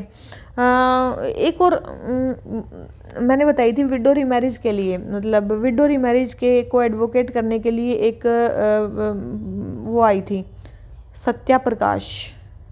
सत्याप्रकाश, सत्याप्रकाश कौन लिखते थे भाई, मैंने कई बार बता चुकी हूँ, गुजराती में थी ये, गुजराती में थी। करसोनदास मुलजी का नाम सुना होगा, करसोनदास मुलजी, करसोनदास मुलजी ने स्टार्ट की थी, ठीक है। करसोनदास मुलजी ने गुजराती में स्टार्ट की थी सत्याप्रकाश, ये भी एडवोकेट करते थे विडो रिमैरिज को। 1852 में ये स्टार्ट की गई थी। DK Karve, widows home in Pune, ये फाउंड किया था इन्होंने हाई कास्ट विडोज के लिए, याद रखना अगर आ जाए हाई कास्ट विडोज के लिए, लो कास्ट विडोज के, तो DK कार्वे ने विडोज होम फाउंड किया था पूना में, पूना में विडोज होम फाउंड किया था, वो हाई कास्ट वुमेन के लिए था, ध्यान रखना, ठीक है। ये विडोज के बारे में है सारी चीज़ें, ठीक है, ध्यान रखना इनको। तो हमारा ये वाला क्वेश्चन हो जाता है कंप्लीट भाई। हमें दो चीज़ें पूछी थी, तो पहली स्टेटमेंट भी रॉन्ग है, सेकंड स्टेटमेंट भी रॉन्ग है, तो आंसर क्या हो गया, डी। आ जाते हैं नेक्स्ट पे, आइंस्टीन क्रॉस क्या है। सबसे पहले बोले हैं ये पेगासस जो कॉन्स्टिलेशन है उस पे लोकेटेड है, तो ये क्या क्या वहाँ पे लोकेटेड है, बिल्कुल ये पेगासस कॉन्स्टिलेशन पे लोकेटेड है। सेकंड बोले हैं the cross like pattern is created by 4 bright images of quasar around the lensing galaxy, lensing galaxy के पास जो उससे बना हुआ, बिल्कुल बना हुआ है। It is explained with the Einstein theory of photo electric effect, तो याद रखना ये आइंस्टीन थ्योरी ऑफ रिलेटिविटी जो आपने पढ़ी है उससे ये एक्सप्लेन होता है, ना कि फोटो इलेक्ट्रिक इफेक्ट। तो ये स्टेटमेंट रॉन्ग है, तो थर्ड स्टेटमेंट रॉन्ग है, first and second statement correct है। हमें बताने करेक्ट स्टेटमेंट, तो दो स्टेटमेंट करेक्ट है, एक स्टेटमेंट रॉन्ग है, तो हमारा आंसर क्या हो गया, बी। ठीक है, आसान सा क्वेश्चन था, कुछ नहीं था भाई। अगर आपने करंट अफेयर्स में पढ़ा है तो पढ़ा है, नहीं पढ़ा है तो नहीं पढ़ा है। आ जाते हैं 95 पे, हमें बताना सत्याप्रकाश के बारे में भी थोड़ी देर पहले पढ़ी थी, 1 मिनट पहले ही विडो रिमैरिज के बारे में। ये वीकली किसने स्टार्ट की थी, अभी था करसनदास मुलजी, तो आंसर क्या हो गया, डी। क्वेश्चन नंबर 95 आंसर हो गया डी, ठीक है। और इंडियन वुमेन्स यूनिवर्सिटी किसने फाउंड की थी, इंडियन वुमेन्स यूनिवर्सिटी, शायद आपको पता भी होगा, इंडियन वुमेन यूनिवर्सिटी 1916 में DK कार्वे ने फाउंड की थी। किसने की थी, DK कार्वे ने फाउंड की थी Indian women's university. Widow remarriage association 1856 में किसने बनाई थी, विडो रीमैरिज एसोसिएशन किसने बनाई थी 1856 में, विष्णु शास्त्री पंडित ने। किसने बनाई थी, विष्णु शास्त्री पंडित ने, काफ़ी इंपॉर्टेंट है। विडो रीमैरिज एसोसिएशन जो थी इसने स्टार्ट की थी विष्णु शास्त्री पंडित ने। Indian women university DK Karve ने 1916 में बनाई थी। सत्याप्रकाश गुजराती 1852 में विडो, ठीक है, इन्होंने की थी, ठीक है। तो ये होगा क्वेश्चन नंबर 95 आंसर हो गया डी। आ जाते हैं नेक्स्ट क्वेश्चन पे। नेक्स्ट क्वेश्चन हमारा क्या है, दी कंपल्सरी बिगार सिस्टम एबोलिश किया गया टीनेंसी एक्ट 1903 में, तो कौन से मूवमेंट के बाद आया था टीनेंसी एक्ट 1903, किस एक्ट के बाद आया था, तो जल्दी बताओ भाई किस एक्ट के बाद आया होगा ये। तो ये आया था बिरसा मुंडा एक्ट के बाद, ठीक है, बिरसा मुंडा एक्ट के बाद। और देखो पहले है ना, देखो टीनेंसी एक्ट 1903 आया, ठीक है। इसने किस सिस्टम को रिकॉग्नाइज किया, पहले जो ट्राइबल्स थे उसमें एक जॉइंट ओनरशिप सिस्टम था, मतलब ट्राइबल्स का एक जॉइंट ओनरशिप सिस्टम था जिसको बोला जाता था खूनकती, ठीक है, खूनकाती जो भी था, खूनकाटी सिस्टम था वहाँ पे, जिसमें ट्राइबल्स सबके पास जॉइंट ओनरशिप होती थी लैंड की, ठीक है। फिर बाद में जमींदारी सिस्टम आया, ये सिस्टम रिप्लेस कर दिया गया। फिर बाद में मतलब फिर हुआ हमारा बिरसा मुंडा रेबिलियन, और उसके बाद क्या हुआ, टीनेंसी एक्ट आया 1903 का, जिसमें इनके जो ये मुंडास का खूनकाती सिस्टम था इसको रिकॉग्नाइज कर दिया गया। और फिर उसके बाद तो छोटा नागपुर टीनेंसी एक्ट 1908 भी पास किया गया उनके और राइट्स को प्रबल करने के लिए, ठीक है। बिरसा मुंडा रिवोल्ट 1890s में स्टार्ट होता है, 1890s में होता है, और इसके हेड मतलब जो होते हैं छोटा नागपुर रीजन के होते हैं, उनको उलगुलान भी बोला जाता है, ठीक है, उलगुलान भी बोला जाता है। ये पेपर में भी आया था, जिनका नाम था बिरसा मुंडा, ठीक है, उनको उलगुलान भी बोला जाता, तो यही था। तो सारी चीज़ों के बारे में यही था। तो क्वेश्चन नंबर 96 आंसर हो जाता है ए। आ जाते हैं अपने नेक्स्ट क्वेश्चन पे। निजाम उल मुल्क जहाँ ने कौन से इंडिपेंडेंट किंगडम को फाउंड किया था, काफ़ी इंपॉर्टेंट है भाई, ये इतना ज़्यादा फेमस है कि सबको ही पता होगा। तो हैदराबाद को फाउंड किया था, किसको, हैदराबाद को फाउंड किया था। निजाम उल मुल्क आफिल जहाँ founded the independent kingdom of Hyderabad. किस उस टाइम पे किस मुगल रूलर का रूल चल रहा था भाई, ये भी पता होना चाहिए, ठीक है, किसका रूल चल रहा था उस टाइम पे। उस टाइम पे रूल चल रहा था किसका, मोहम्मद शाह का, ठीक है। उस टाइम पे किसका रूल चल रहा था, मोहम्मद शाह का रूल चल रहा था, इंपॉर्टेंट है, ध्यान रखना, उस टाइम पे इन्होंने फाउंड किया था। तो क्वेश्चन नंबर 97 आंसर हो जाता है ए। आ जाते हैं नेक्स्ट क्वेश्चन पे। फिर आ जाता है हमारा एंग्लो सिख वॉर। सबसे पहले है the battle of Gujrat was an important battle fought as part of first Anglo Sikh war. Anglo Sikh war में बैटल ऑफ गुजरात लड़ा जाता है, वो काफ़ी इंपॉर्टेंट बैटल होता है। तो जल्दी बताओ क्या वो सही स्टेटमेंट है। सेकंड बोले हैं under the treaty of Lahore Dilip Singh was recognised as ruler with Rani Jindan as regent. Third बोले हैं the second Anglo Sikh war took during the generalship of Lord Canning के टाइम पे होता है। जल्दी बताओ first second Anglo Maratha war, sorry Anglo Maratha क्यों याद आ रहा है, एंग्लो सिख वॉर कब होते हैं। सबसे पहले तो एंग्लो सिख वॉर दो ही होते हैं, ये काफ़ी इंपॉर्टेंट चीज़ें याद रखना। एंग्लो सिख वॉर दो ही होते हैं। पहला एंग्लो सिख वॉर जो है वो 1845 से 46 में होता है, 1845-46 में होता है, काफ़ी इंपॉर्टेंट है। पहला एंग्लो सिख वॉर 45-46 में होता है, बहुत ज़्यादा ब्लडी वार, लेकिन जीत कौन जाती है? British east India company. British east India company उसमें जीत जाती है और फिर जो ठीक है जीत जाती है और इसमें काफ़ी ज़्यादा ह्यूमिलिएटिंग ट्रीटी की जाती है सिख्स के साथ। वो उस ट्रीटी को क्या कहा जाता है? उसको बोला जाता है ट्रीटी ऑफ लाहौर। ठीक है, तो पहला एंग्लो सिख वॉर इस ईयर में होता है, ब्रिटिश ईस्ट इंडिया कंपनी जीत जाती है और ट्रीटी ऑफ लाहौर की जाती है उनके साथ। तो ट्रीटी ऑफ लाहौर में क्या बोला जाता है? उसमें काफ़ी सारी चीज़ें बोली जाती हैं, जैसे कि अभी देख लेते हैं। ट्रीटी ऑफ लाहौर में क्या बोला जाता है? सबसे पहले उनको बोला जाता है कि भाई आप वॉर के लिए जिम्मेदार हो तो आपको 1 करोड़ से ज़्यादा पैसे अंग्रेजों को देने हैं। ठीक है, सबसे पहले तो 1 करोड़ से ज़्यादा पैसे आपको देने हैं। ठीक है, दूसरी चीज़, आपके एरिया में ब्रिटिश रेजिडेंट को रखा जाएगा लाहौर में। ठीक है, सबसे पहले ब्रिटिश रेजिडेंट को आपके यहाँ पे रखा जाएगा लाहौर में अंडर हेनरी लॉरेंस। किसके अंडर? हेनरी लॉरेंस के अंडर। ठीक है, ध्यान रखता जाना आप क्या क्या बात कर रहे हैं। तीसरी ट्रिप, जालंधर दोआब का जो भी रीजन है, 20 और सतलुज के बीच का जो भी रीजन, जालंधर दोआब का रीजन कंपनी ले लेगी। जालंधर दोआब का जो रीजन है वो उसको कौन ले लेगी? कंपनी। ठीक है, जालंधर दोआब का जो रीजन है उसको कौन ले लेगी? कंपनी। ब्रिटिशर्स के अंडर एक एजेंट रहेगा हेनरी लॉरेंस के अंडर। 1 करोड़ पैसे आपको कंपनी को देने हैं और सिख आर्मी की स्ट्रेंथ को रिड्यूस कर दिया गया। ठीक है, सिख आर्मी की जो स्ट्रेंथ है उसको भी क्या कर दिया गया? क्योंकि ब्रिटिशर्स रहेंगे ना, ब्रिटिशर्स की आर्मी रहेगी, अब उनको कम कर दिया गया। दिलीप सिंह को रूलर बना दिया गया। ठीक है, दिलीप सिंह को क्या बना दिया गया? रूलर। अभी जो इसमें दे रखा था बिल्कुल, दिलीप सिंह को रूलर बना दिया गया। रानी जिंदान को रेजेंट बना दिया गया। रानी जिंदान को रेजेंट बना दिया गया और लाल सिंह को वजीर बना दिया गया। लाल सिंह को क्या बना दिया गया? वजीर बना दिया गया। काफ़ी इंपॉर्टेंट है। लाल सिंह और तेजा सिंह ने दोनों ने ट्रेचरी करी थी ब्रिटिशर्स के साथ, तो उनको वजीर बना दिया गया। रानी जिंदान को रेजेंट बना दिया गया। दिलीप सिंह को रूलर बना दिया गया। काफ़ी इंपॉर्टेंट है। ठीक है, लेकिन याद रखना है इससे सेटिस्फाई नहीं थे वो, क्या नाम लेते हैं वहाँ के लोग, उससे सेटिस्फाई नहीं थे। तो इसके बाद एक और ट्रीटी होती है, ट्रीटी ऑफ भैरोवाल। ठीक है, ट्रीटी ऑफ भैरोवाल होती है। इसमें क्या किया जाता है? रानी जिंदान को हटा दिया जाता है और उसके रानी जिंदान की जगह एक काउंसिल बैठती है। 8 सिख सरदार की एक काउंसिल बनती है जिसको हेड कौन करते हैं? हेनरी लॉरेंस जो पहले थे। ठीक है, हेनरी लॉरेंस उसको हेड करते हैं। ठीक है, तो जो बैठती है बाद में काउंसिल।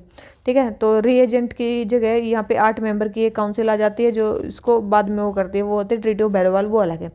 इसके अलावा अब इतने 1 करोड़ पैसे थोड़े ना सिख देने के एबल थे, तो सिख्स इतने पैसे नहीं दे पाए वॉर इंडेमनिटी के, तो उन्होंने क्या किया? कश्मीर बेच दिया। ठीक है, जम्मू कश्मीर बेच दिया गुलाब सिंह को। ठीक है, इन्होंने क्या किया? जम्मू एंड कश्मीर बेच दिया गुलाब सिंह को। जम्मू एंड कश्मीर किसके टाइम पे लिया गया था? रंजीत सिंह के टाइम पर। रंजीत सिंह ने जीत के लिया था उनको। ठीक है, तो जम्मू कश्मीर को इन्होंने बेच दिया। कितने रुपए में? 75 लाख रुपए में। 75 लाख रुपए अब गुलाब सिंह को अंग्रेजों को देने थे। ठीक है, उन्होंने क्या बोला? 75 लाख रुपए गुलाब सिंह से ले लेना क्योंकि हमने वहाँ पे जम्मू कश्मीर को उनको बेच दिया है। ठीक है, तो वहाँ की अलग ट्रीटी हुई। तो ये ट्रीटी हुई लाहौर में, काफ़ी ज़्यादा ह्यूमिलेटिंग ट्रीटी थी, ट्रीटी ऑफ लाहौर। ठीक है, तो कब हुई? फर्स्ट एंग्लो सिख वॉर में हुई। ठीक है, सिख आर्मी ने क्रॉस कर दिया था सतलुज को, क्योंकि पहले वो ना मतलब क्या बोलते हैं, रंजीत सिंह के टाइम पे ये डिसाइड हुआ था, उनके टाइम पे ट्रीटी हुई थी कि भाई आप सतलुज को क्रॉस नहीं करोगे। तो फिर बाद में इन्होंने सतलुज को क्रॉस कर लिया था, तो फिर ये मतलब वो हुआ। ठीक है, तो ये हो गया। ठीक है, ट्रीटी ऑफ लाहौर के बारे में मेरे ख्याल से आपको पता चल गया। फिर आया हमारा सेकेंड वॉर। सेकेंड कब स्टार्ट हुआ? 1848 से 49 में ही स्टार्ट हो गया। ठीक है, और इसके बाद तो ख़त्म, मतलब सिख एम्पायर ख़त्म। इस टाइम पे कौन थे वो हेड? कौन थे? लॉर्ड डलहौजी। अब थोड़ी देर बताया भी था जब ये सीक्वेंस आ रही थी, तो 48 के पास कौन थे? लॉर्ड डलहौजी थे। इस टाइम पे सिख एम्पायर बिल्कुल फॉल हो जाता है। यहाँ पे 3 इंपॉर्टेंट बैटल लड़े जाते हैं। यहाँ पे 3 इंपॉर्टेंट बैटल लड़े जाते हैं RCG के। RCG मतलब एक तो है बैटल ऑफ रामनगर। ठीक है, एक तो है बैटल ऑफ रामनगर लड़ा जाता है, एक बैटल ऑफ चिल्हनवाला लड़ा जाता है और एक बैटल ऑफ गुजरात लड़ा जाता है।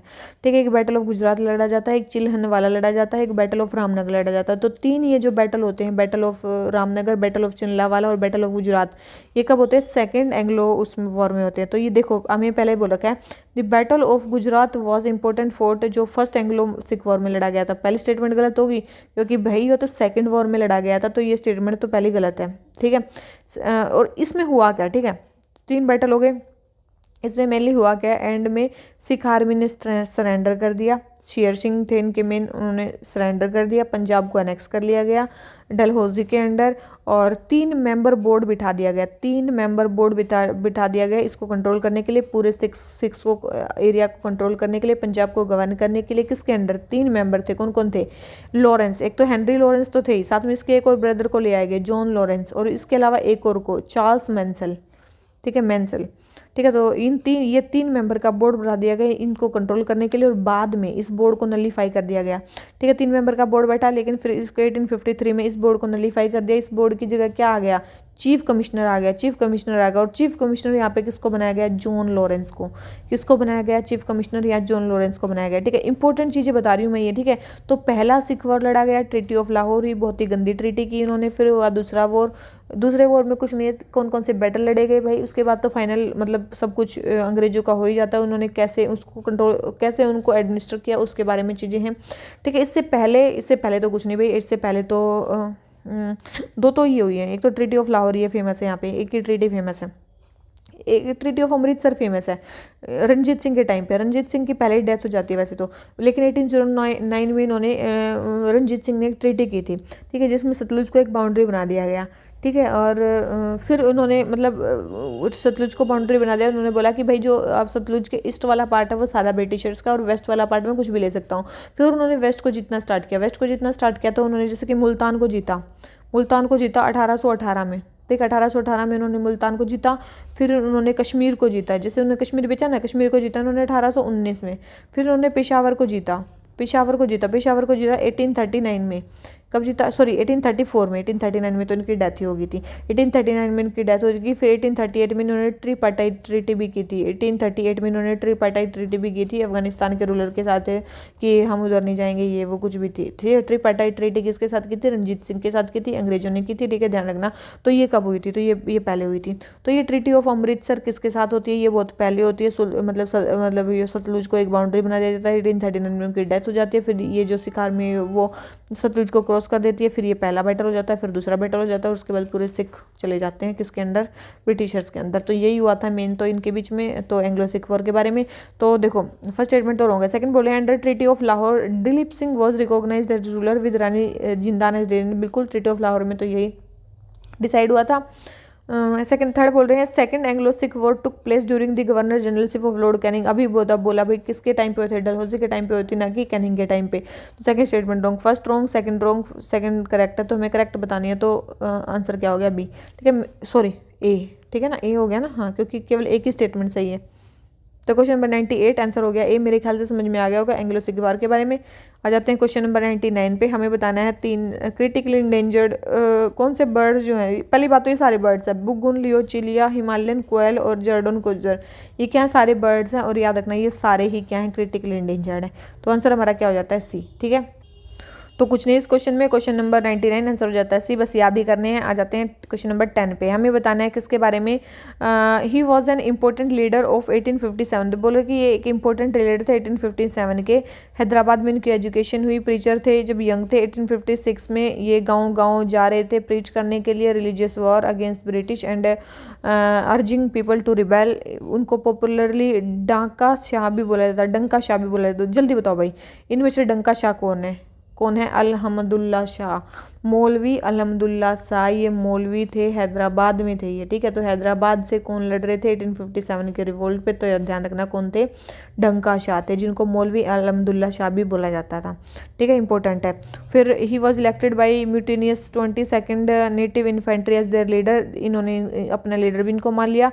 इन्होंने फेमस बैटल लड़ा, बैटल ऑफ चिन्हत, जिसमें British forces under Henry Lawrence जो थी इन्होंने डिफीट भी कर दी थी। काफ़ी इंपॉर्टेंट है, याद रखना। बैटल ऑफ चिन्हत किन्होंने लड़ा था? हेनरी हेनरी लॉरेंस के अंडर जो लड़ा गया था, जिसमें इन्होंने ब्रिटिशर्स को हरा भी दिया था, तो ये हैदराबाद के थे। ठीक है, काफ़ी इंपॉर्टेंट है। तो क्वेश्चन नंबर 100 हमारा आंसर हो जाता है अहमदुल्ला शाह के बारे में। तो टोटल आज के हमारे जो 100 क्वेश्चन हो जाते हैं वो हो जाते हैं कंप्लीट। आपको वीडियो मेरे ख्याल से तो बहुत अच्छी लगी होगी। अगर आपको वीडियो अच्छी लगी है तो लाइक कर लेना, चैनल को सब्सक्राइब कर लेना, अपने फ्रेंड्स में शेयर जरूर से जरूर करना। और नेक्स्ट हमारी जो वीडियो वाला सिस्टम है वो भी जल्दी से स्टार्ट होगा, ठीक है, जिसमें फेस दिखाएं। अब की बार जो है वीडियो नहीं हो पाई, सो सॉरी फॉर दैट। और इसी तरीके से हमारी वीडियो के साथ जुड़े रहिए। Thank you very much, bye bye.